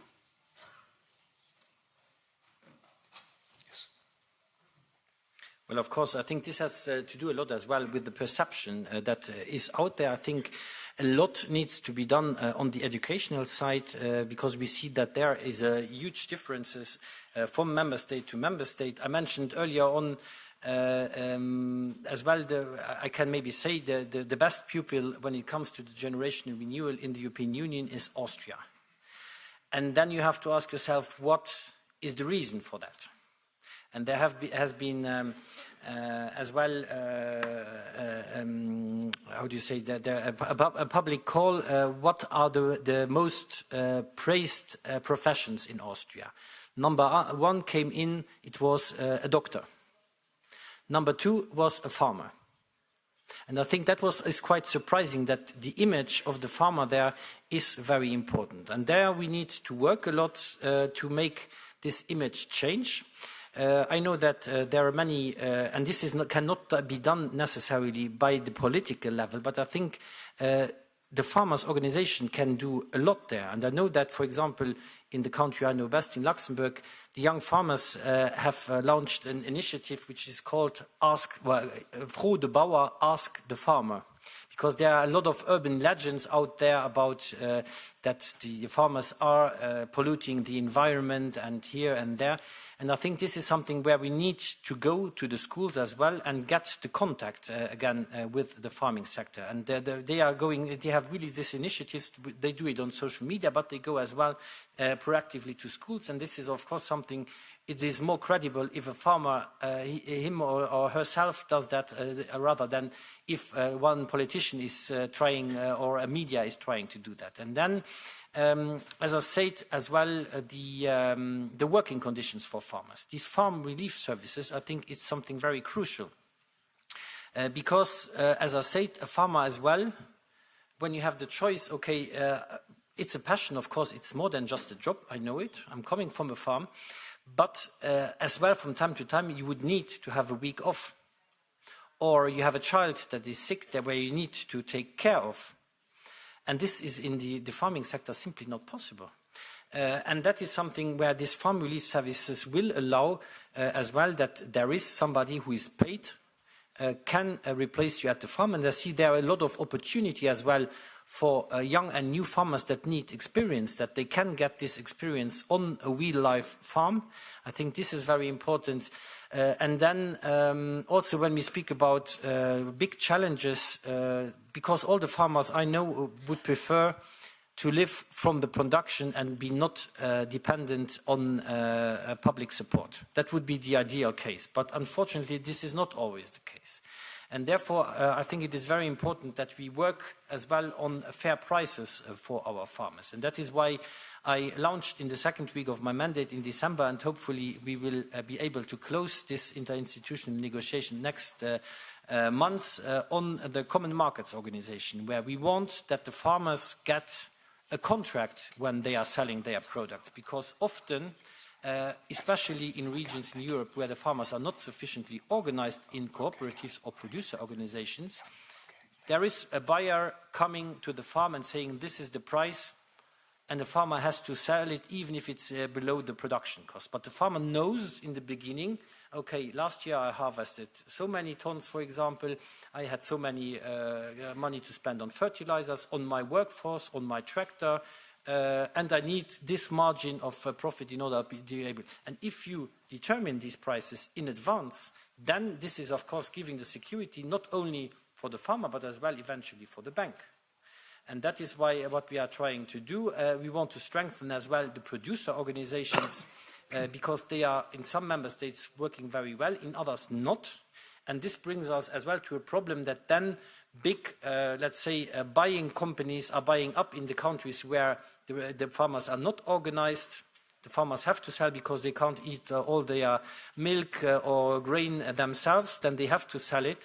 And this is then making the price as well for others in Europe. And that is something where we need to act upon. Then the administrative burden. I know no farmer that chose the job to fill in forms and standing after a day of 12 or 14 hours to fill in papers or clicking on things. Digital is already better than just doing the papers, but I think we need to take away this burden from the farmers and avoid as well that they make mistakes. And you do mistakes when you have worked 14 hours a day and you have still to do that, then mistakes happen and then they get penalties for that. And this risk, we need to take it away. That is why as well for the current CAP I have proposed a simplification package, which we concluded next week and which will be felt as from the next calendar year. This is for this CAP, so only 2 years remaining, but the proposal for the next is taking this to another level on the simplification, and I think this is bringing again back hope. Probably it's not sufficient, so there we need as well to work on other aspects, as I said, but this is the way forward that I have launched now. Excellent points. Good question. If we could keep the next questions shorter and the answers shorter, then we can get to more of them. Let's go to Dries Akke, who is with Solar Power Europe. That's another sponsor of this Congress. Dries, please. Thank you, and thank you, Commissioner, for the opportunity. Across the European Union, there's hundreds of farmers who are talking to the solar sector and are cooperating to install agri-solar on their farming premises. All of these projects are successful, and all of these projects have given confidence to farmers and a new additional revenue stream in uncertain times. The potential for agri-solar, however, is not hundreds. It's thousands, if not millions. The issue is that many farmers are not aware that this opportunity exists. So what can we do about it? The strategy for generational renewable agriculture highlights that renewable energy can support young farmers by diversifying their income sources. The European Parliament has also recognized that and even specifically mentions the potential of agri-solar. So in this context, does the Commission intend to formally recognize agri-solar in the Common Agricultural Policy and explicitly refer to agri-solar in its support schemes? How can we make sure that all farmers know that this opportunity exists? Thank you. Well, I wouldn't underestimate, if I was you, the knowledge of our farmers, because I think they know quite well where they can find money. But I think the biggest problem is often that some networks are not ready. And I visited, for example, one farm here close to Brussels, a dairy farm with 120 dairy cows. They had biogas, they had all the roofs full of solar panels. And I went to a similar, and it was really amazing to see everything was done by, the cows were milked by robots, they were fed by robots, even the manure was taken out by robots. Perfect. This is as well a quality of life. And then I visited a similar sized farm in the Netherlands. And in the Netherlands, I asked the farmer, why don't you have the solar panels all over? Because there was a huge part of his roof not covered. He had a little part, and I said, well, there is way more potential. And he said, unfortunately, the network is not up to date to take so much energy in. And I think that is the bottleneck where we need to work as well. This is not where the European Union can force the member states, but I think it is the task there of the member states to create as well these possibilities. And I would see as well, and I mentioned it before when I spoke about bioeconomy. We know, of course, that a lot of the agriculture production is traded on a global scale. And we have good years, we have bad years, but when you're producing, for example, currently wheat, you know that if you get 160 euros per ton, that this is by far not sufficient to make a living out of that. With fertilizer prices and so on. Therefore, I think we need to think as well what these sectors can contribute to the bioeconomy strategy. And I think there we need to look further as well when it comes to the energy production, because currently, for example, the first generation biofuels where you use crops, for example, we are very limited what we can use for crops. In the renewable energies.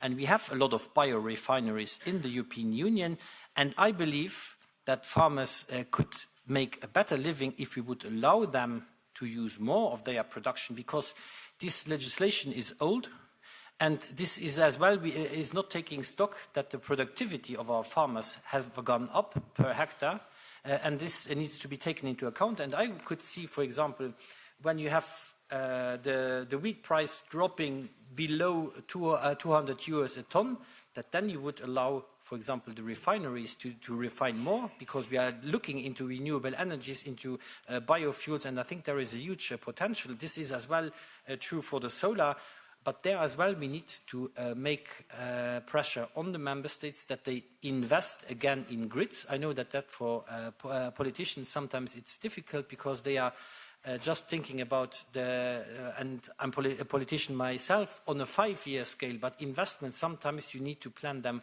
for the next 10 years, and that is something where you need as well to set now the right frame, and that is what we are trying to incentivize as well, this direction, and therefore we are working as well on these simplification packages. The one on the CAP has been delivered. My colleagues are currently working as well on 2 others that are very important for the agriculture sector, one on the environmental side, the other on the health side, and next year we will be looking as well into one in the energy side. Okay, thank you. Let me take it out to the farmers. I have one more sponsor to go to, but let's take it out to a Dutch farmer, Joel, in the blue sweater. Where are you, Joel? There you are.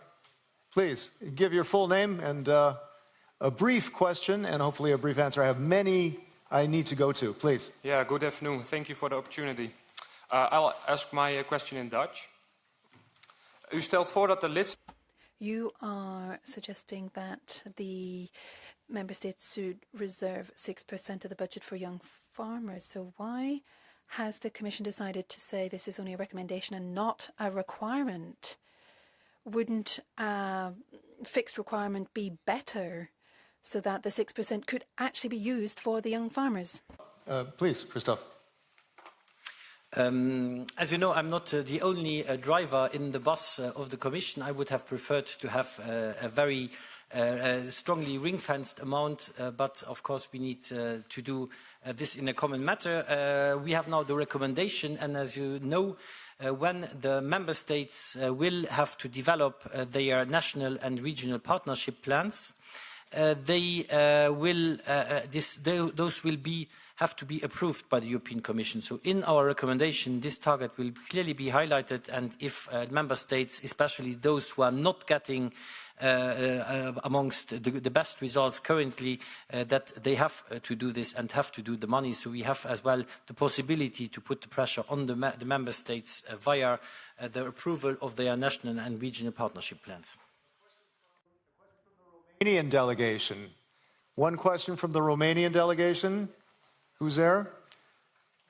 Yes, please give your name and title. Yes, my name is Olteanu Ciprian Andrei. I'm currently the president of the Romanian Farmers Club. Welcome. And I would like to address the question in Romanian.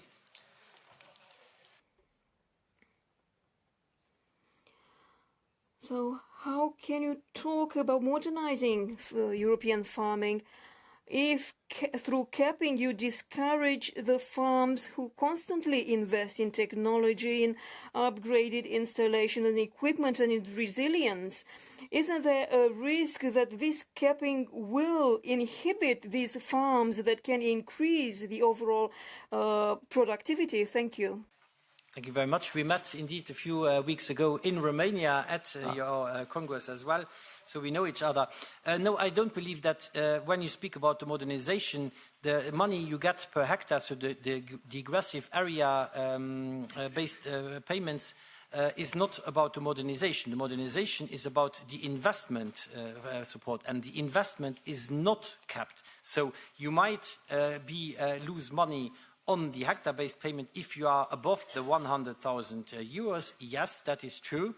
But the money remains in the member state, and then it depends on the member state to design the other tools, for example, for modernization, for investment on farm, to have a better support there. And there you get exactly the money for the modernization, and that is something where I see the problem currently, that we have the farms that are already above the retirement age. Are they going to invest for the last 5 or 10 years into the most modern practices? I don't think so.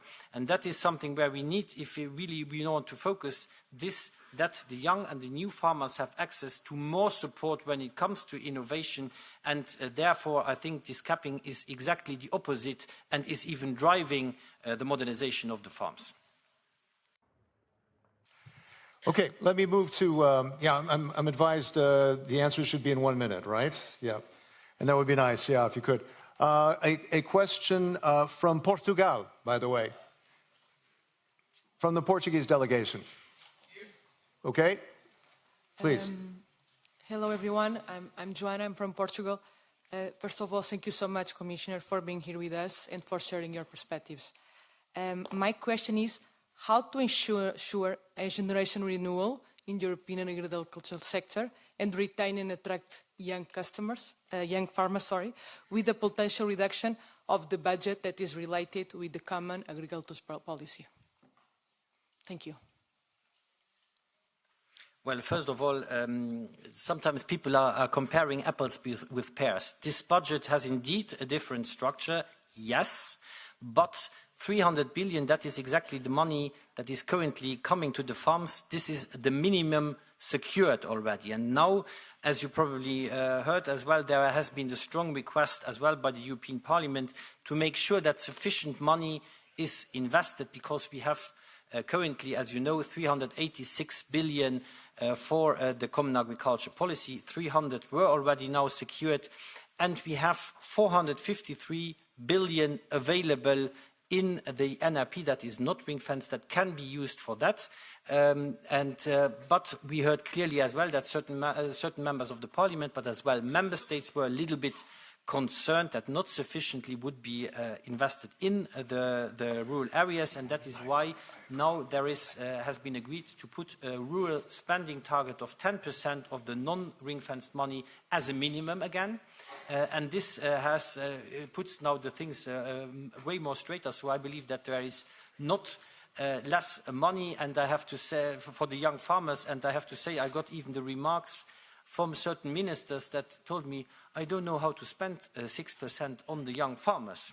And that is something where we need to work on the solutions, because the money, in principle, we have that, but we need as well to be able to properly spend it. We have now proposed, and I have made the calculation to some of the ministers, the young farmers can get a huge amount there. And that is something where I say also we need to focus better the limited money. We have limited money. I would have preferred to have 500 billion, of course. That would make my life way easier.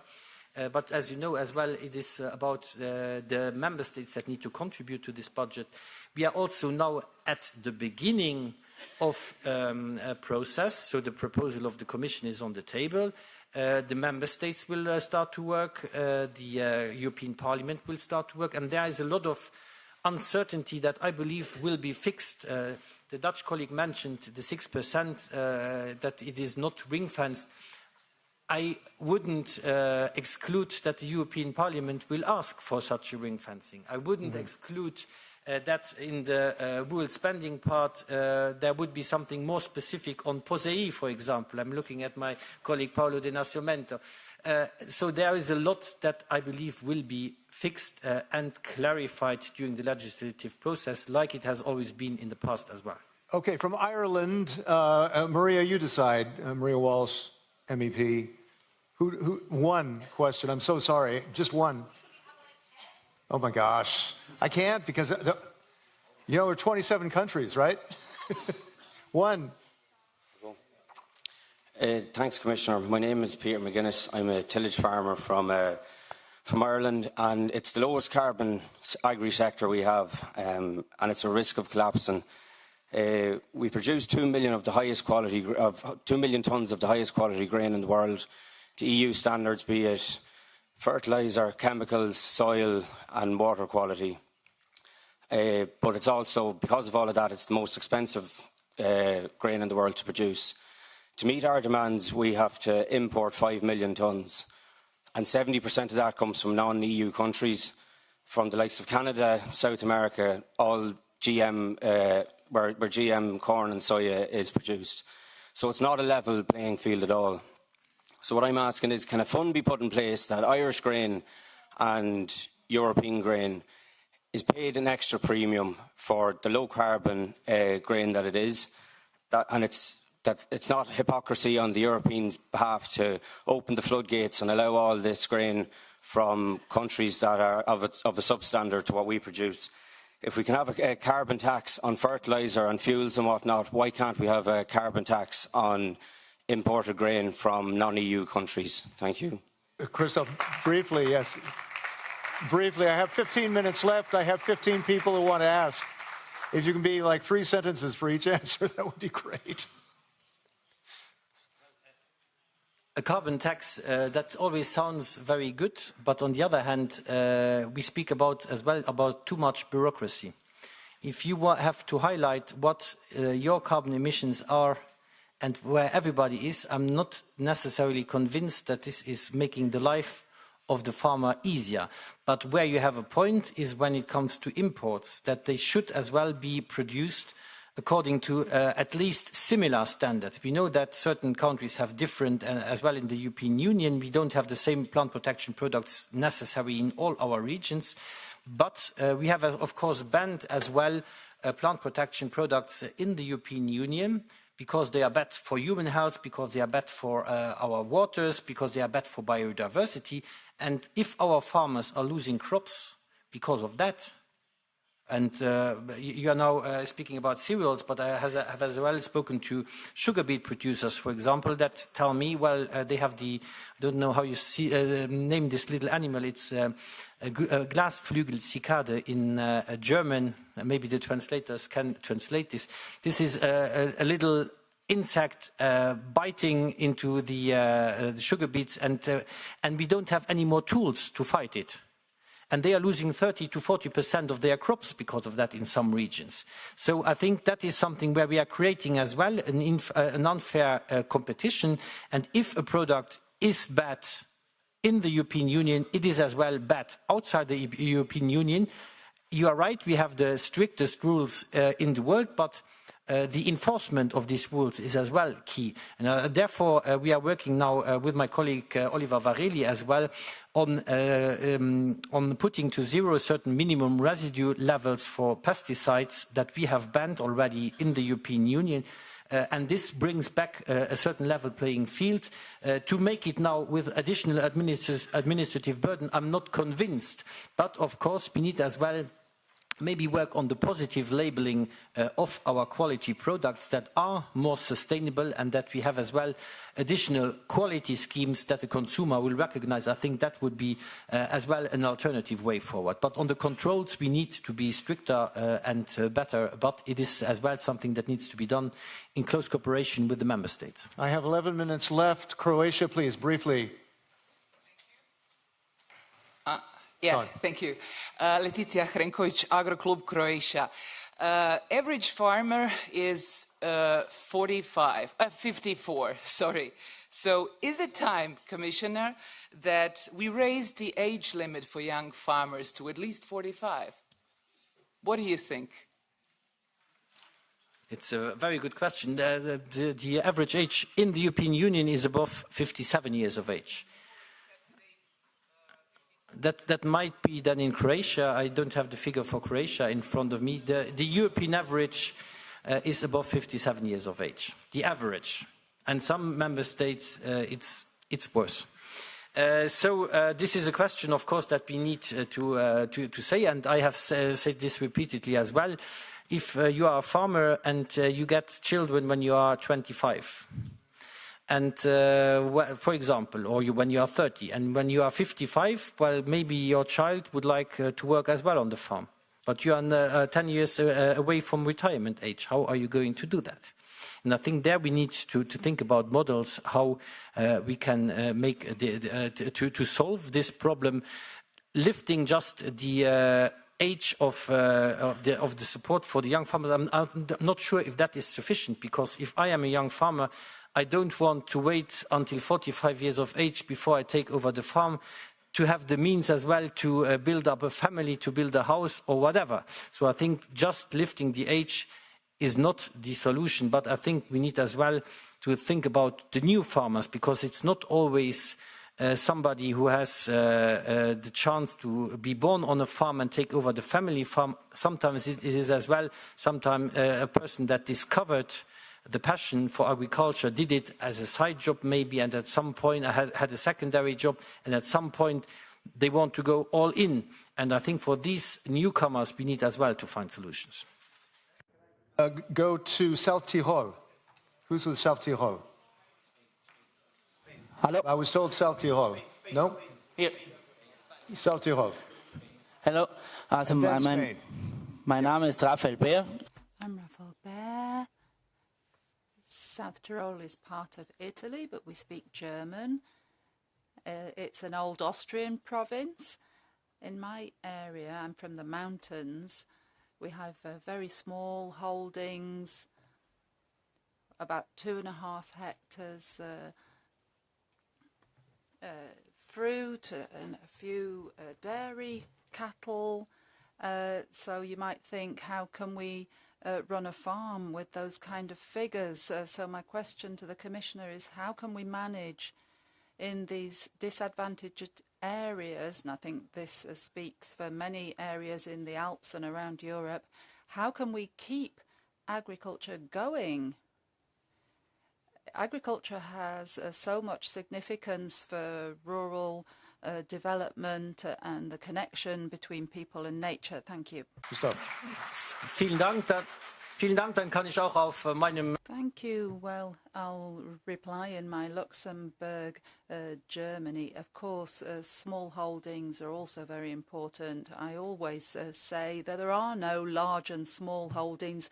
There are only holdings that produce food and those that don't. And it's important for us to support those that actively contribute to our food security. That's the first point. Second point, how can we achieve that? Well, I think we need to work on simplification, and that is why we have proposed in our simplification package that we adopted last week that the small farmer scheme be expanded and bring it up to €3,000, so it could considerably help many of the holdings in your region in cutting red tape. And for the next CAP, we have proposed enhancing coupled payments because we've seen that particularly in mountain areas where there is less and less cattle farming because it's a hard job, that we can specifically support that. So now we've got 13% earmarked for decoupled payments, and now we're saying it should be 20%. And that member states should be given the possibility to particularly support disadvantaged areas up to 25%. This has another positive effect, and that is that the money goes to those who actively produce. So decoupled payments could be used for cattle farming, or they could be used for fruit species, or thinking about Spain, you could use decoupled payments for olive production in areas where it's more difficult to produce olives. You could think about protein plants where we have a big lack in Europe. So there are many opportunities and many ways of helping those farmers in small holdings in disadvantaged areas. Una pregunta de España. Sí. No, I think so. The Farmers Group here, right? Buenas tardes. Good afternoon. My name is Mónica Domínguez. I'm 29. I come from Spain, from Domingo dos Santos and the area of Salamanca. I am part of Asaja, and I work on intensive farm holding. And I have the following question. I think it's something that concerns all of us. How can you ensure that within 5 years we're going to be able to continue working on our holdings and making sure that they are profitable, given so many issues like tuberculosis, Marrow, blue tongue, long, lots and lots of paperwork, lack of reciprocity, and the food that comes from third countries like Morocco or Mercosur? How are we going to deal with that? Thank you.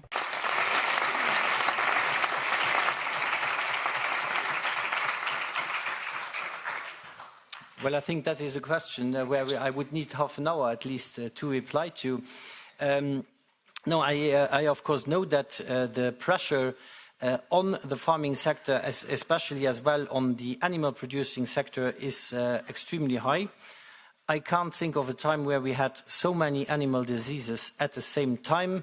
I was in Greece and in Bulgaria, where there is the small ruminants pox currently that is devastating the production. We have blue tongue, foot and mouth disease, avian flu, and so on. And I think there is a lot that can be done, but we cannot just compensate, because there we simply don't have the money to do so. We have currently an agriculture reserve where we can partly help if, for example, you are producing dairy in a zone of blue tongue and you are not allowed to sell your milk. We can compensate you for the loss of your milk production. That is a part, but it is not sufficient.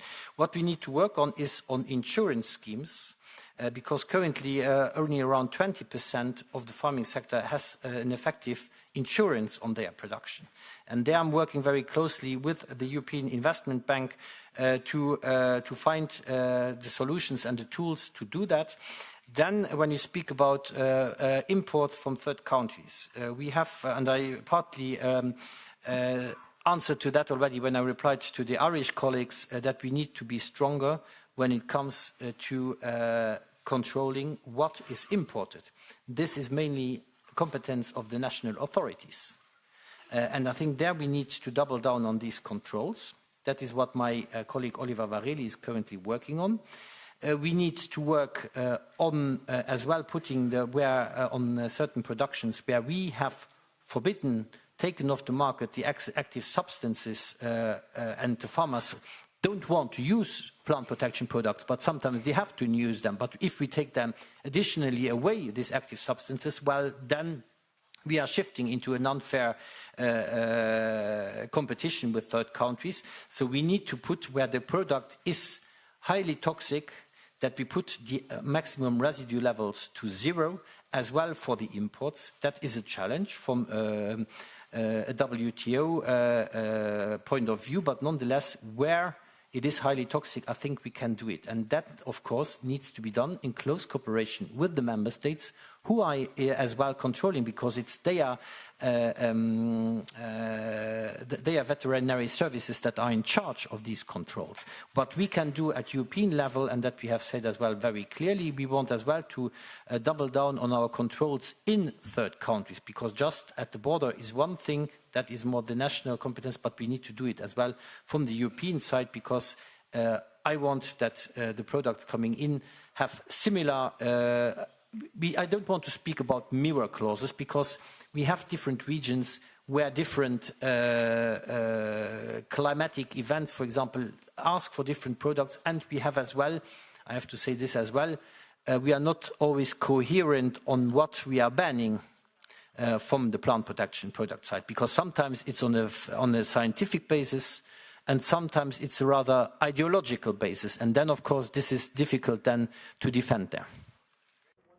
Final question from our third sponsor, CropLife Europe, Olivier de Matos, please. Thank you. And thank you, Mr. Commissioner, for giving your perspective. So I'm not going to ask a question about trade and MRLs. That would be a long one. And thank you. You would kill me, so I will avoid that. We can have a side conversation on this. I'm just going to focus on digital. We have a digital award today. And we are, in your introduction, you mentioned a lot of problems that young farmers were facing in terms of access to land, in terms of finance. There are also other dimensions that are related to access to knowledge and training. We know that in the rural areas, many advisory services are understaffed, and basically they spend a lot of time supporting on the admin side of things, and also admin tasks, and that leaves less time to focus on on-field training. So I was wondering what role you see for digital tools, including artificial intelligence, playing in order to meet or to address the challenges of lack of training, lack of also knowledge sharing on the cutting edge technologies, and also the advice to the young farmers on the ground. Thank you. Well, again, this is a very far-fetched question. I would say that we should take the innovation as a global point of departure. And I also want to make the reference that we have not only the CAP budget that is available for the broader farming sector, but as well the competitiveness fund, where we could indeed think about how we can better access these funds as well for the sector, the broader sector, because I think that is very important to see not only the primary producer, but as well the entire economy that is standing behind the farm and food production in Europe. So I think these funds need to be better exploited for our sector in general. Then when it comes to knowledge exchange, what we have as well in mind is that we can have a kind of a systematic Erasmus for young farmers, because often while you are, if you are just not moving around, you will see what your neighbors and what your parents have done, but not necessarily what the cutting edge technologies are that are deployed somewhere. And I have to tell you, on my trip through Europe, I have learned a lot. For example, I give you an example. We had the informal council in Denmark, and we went to visit a company. I will not name it, but they are, for example, producing enzymes that you use as well as feed additives for the animals, but where you will be able to use the proteins in a way more efficient way. An enzyme is something what everybody has in his stomach somewhere, in his digestion tract. But to get such an enzyme on the market, it's a pain in the, I don't say the rest, and it's taking too much time, but there we could achieve huge savings for our farmers. When you speak to scientists, you see as well that you could use, for example, we haven't spoken yet about fertilizers. Fertilizers is, especially for the cereal producers, a major input cost, and the fertilizer prices are at record levels, and I fear that these record levels are not going down anytime soon. There are still possibilities of using a certain kind of bacteria, for example, and reduce the fertilizer, the chemical fertilizer used by a significant part. It's even cheaper than the conventional fertilizers, and it is as well then representing a huge economy. But we need to get these points on the market. And then on the advisory service, of course, this is something that is foreseen in the Common Agriculture Policy.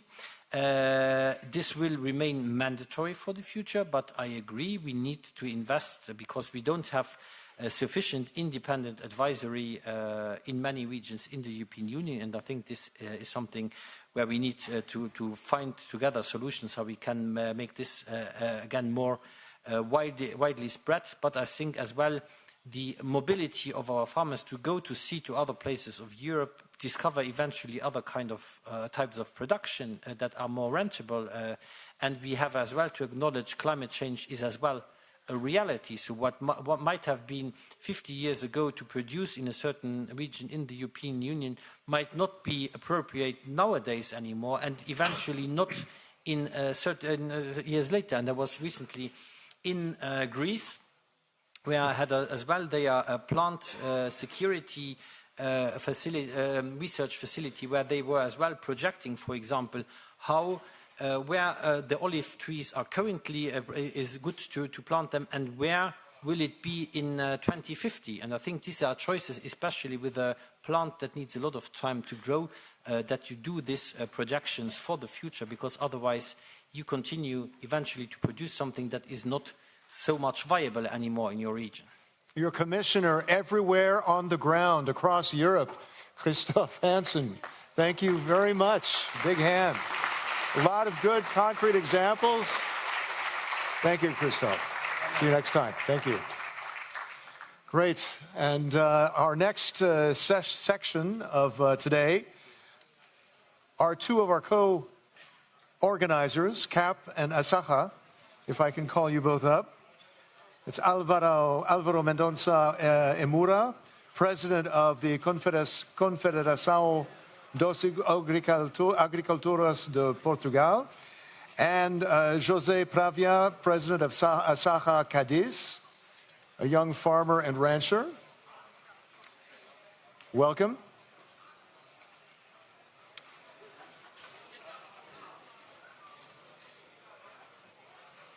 I'm trying to stay on time.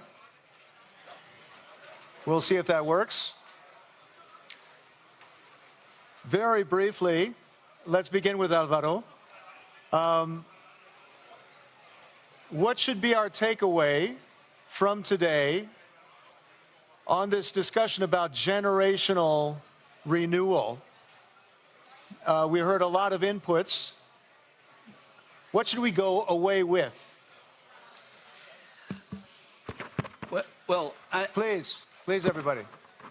I will say a few words in English during the time some people leave the room, and then I'll move to my mother language. But on this takeaway, I would say that the main takeaway is that young farmers are surprisingly resilient in Europe, because when I see a room like this full after 11 years of this kind of congresses, in the circumstances young farmers have to face, my only conclusion can be that young farmers are extremely resilient.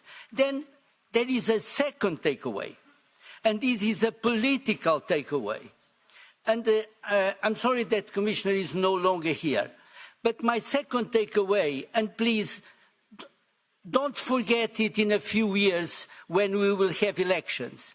My point is, and that's the second takeaway, never in our history in the European Union has any party has such a power as the EPP has today.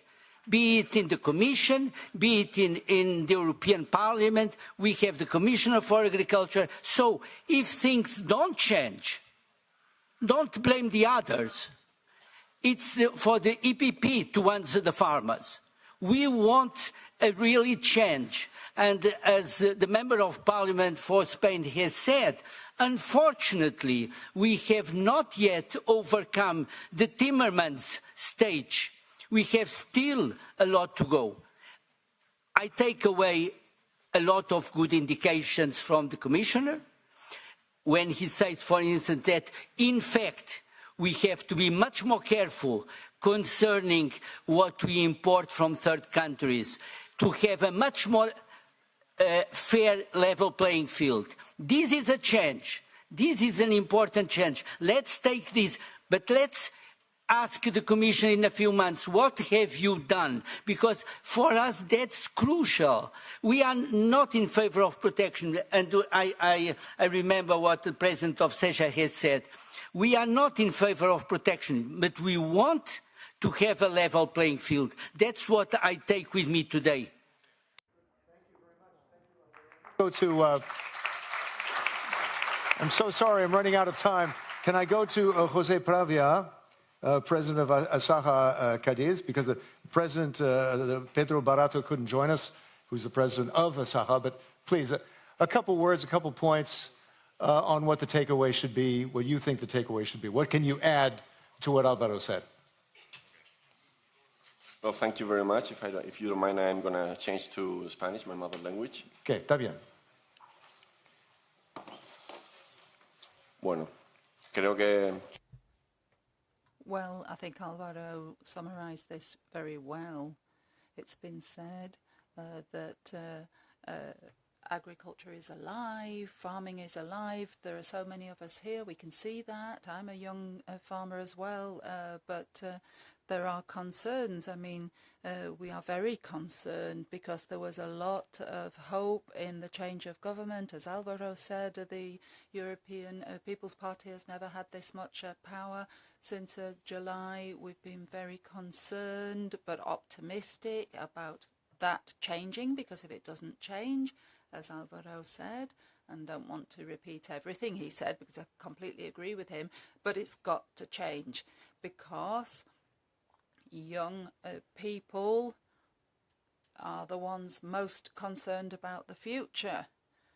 And there are that many young people here in this room from all over Europe, and that shows that farmers are concerned and something has got to change. Both of our co-organizers, Cap and Pravia, Cap and Asaja, please. Thank you. Thank you very much. Now let us go to the project awards. Okay, please. The project awards, we begin with the sponsors. We call up the sponsors who will then hand out the awards. I'd like to call back up Anna and Dries and Olivier, if you could be up here in front of the podium. And these are the awards that we're handing out this year. The Best Digital Project, who is, let's see, it's being handed out by, yes, Olivier, right, exactly. And we need a mic. Where's the microphone? Do we have a microphone?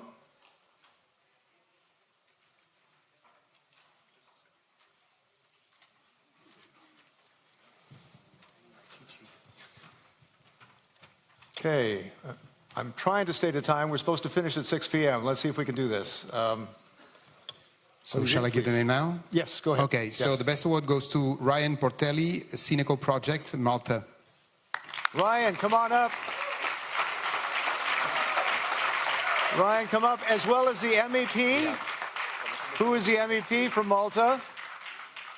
MEP from Malta.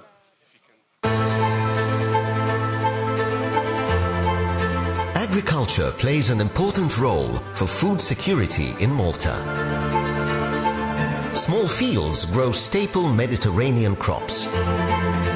Malta also has a substantial milk and meat production, resulting in over 300,000 tons of pig and cow slurry annually.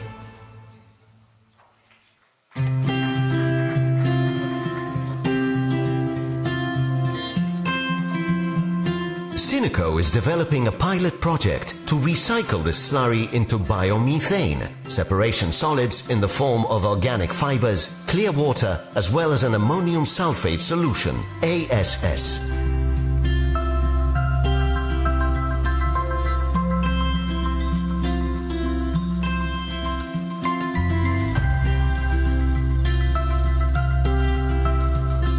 The process includes a pocket digester, as well as a mobile facility to produce water, fibers and organic fertilizer. Synthetic ASS is already used as a liquid fertilizer by farmers for fertigation via drip irrigation. Sinico will produce bio-based ASS, recovered from animal slurry. Separation solids are 25 to 30% dry and contain organic matter that is very important for soil fertility in Malta. These solids will be processed so that the majority of plant available nutrients, and not least organic matter/carbon, are not lost. The clean water produced will be reused for irrigation via the existing farm infrastructure. Farmers will be equipped with Crop Manager, a mobile app, to help them optimize nutrient management using bio-based Sinico products as opposed to imported chemical fertilizers.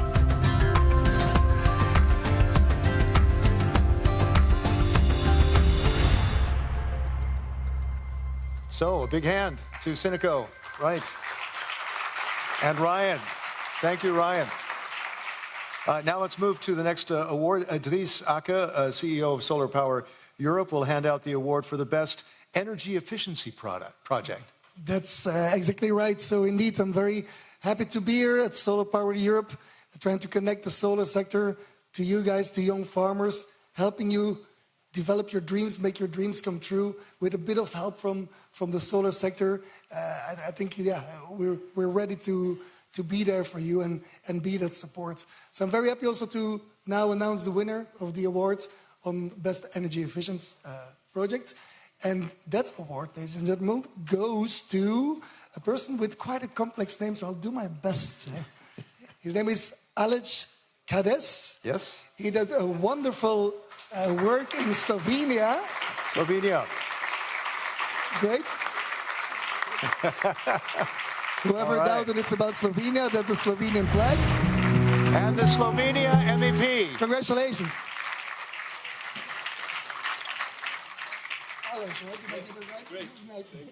Can we have the Slovenia MEP as well? Yes. Hello, Great. my name is Aleš Kades and I come from Slovenia. On our farm, we are always looking for easier and greener way to grow vegetables. Our idea is Leeuwen field planter with the paper pot system. It helps you plant seedlings fast, easy and without harming the environment. The paper pot system uses small paper pots that hold its seedlings in a long paper chain.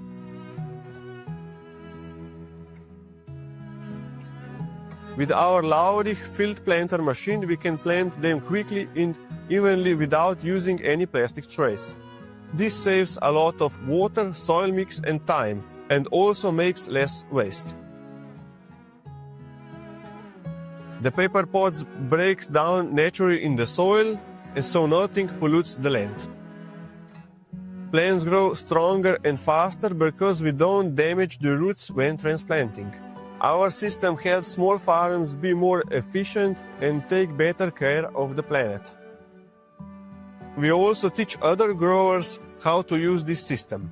Together we can make farming more sustainable and responsible. Our dream is to see this idea all across Europe. We believe that with innovation like paper pot system and Laudig field planter, we can make Europe more greener, reduce waste and help European farmers thrive. We are proud to share our story at the European Young Innovative Farmer Competition.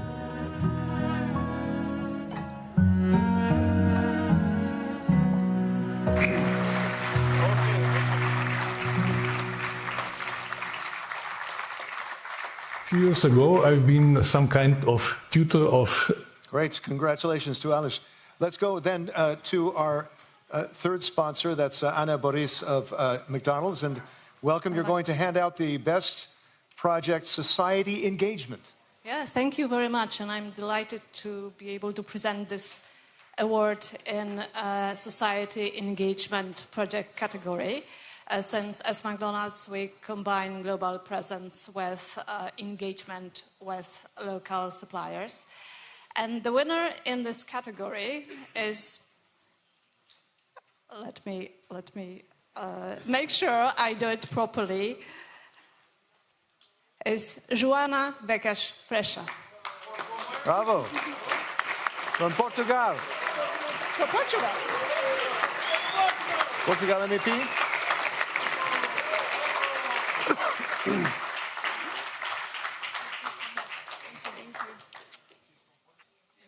Congratulations. Thank you so much. A herdade da Torre está situada em Alcácer do Sal, na zona do Alentejo. A herdade são aproximadamente 400 hectares, dos quais temos aproximadamente 27 hectares numa zona baixa, que são campos de arroz. Depois a herdade vai subindo, tem à volta de 220 hectares, que são basicamente pastagens e culturas temporárias ou culturas permanentes. E depois tem uma zona muito densa, aproximadamente 150 hectares, de um montado intenso de sobreiro. Eu, durante toda a minha vida profissional, dediquei-me ao setor financeiro e desde pequenina, que eu cresci aqui na herdade em conjunto com o meu avô e com a minha mãe, eu sabia que em algum momento queria passar para mim e tomar a conta da gestão da herdade da Torre, já que sou quarta geração. E no ano passado, em 2024, a minha mãe e eu tomámos essa decisão de passar a gestão da herdade dela para mim e, portanto, iniciei este projeto de Jovem Agricultora em 2024. O projeto Jovem Agricultor, no fundo, consiste em 3 grandes objetivos. Primeiro, reintroduzir o gado ovino. Optei por uma raça autóctone, uma raça que faz todo o sentido no ambiente, na situação e na zona geográfica que estamos em Portugal, que é a ovelha merina preta. Neste momento já tenho aproximadamente 275 ovelhas, mas há aqui claramente um potencial enorme de ter um gado grande ao longo da herdade. O segundo objetivo do projeto é conseguir uma melhor captação e, neste caso, fontes de água, porque a herdade tinha tipicamente muitas charcas, mas que não é suficiente para o obramento animal e a produção extensiva de gado ovino. E, portanto, o projeto procura realmente encontrar fontes de água e utilizar a água de uma maneira sustentável ao longo da herdade e também a própria captura da água será feita através de painéis solares. E o terceiro grande objetivo é fazer parcelas mais pequenas, o primeiro conseguir ter uma forma mais eficiente de trabalhar, tá? E depois também melhorar a pastagem e o solo de uma maneira mais eficiente e sustentável. Uma herdade, quando temos uma herdade com 400 hectares, o que faz sentido é realmente conjugar aqui o que é o próprio montado, o arvoredo, com a utilização de gado, neste caso gado ovino, para melhorar os solos, fertilizar os solos e assegurar um ecossistema que seja um ecossistema equilibrado. É importante atrair novos jovens agricultores, mulheres, com novos projetos, uma visão mais moderna, mais avançada, para uma zona que nós sabemos, que é o caso do Alentejo, que é uma zona que está a sofrer de um despovoamento grande. Congratulations.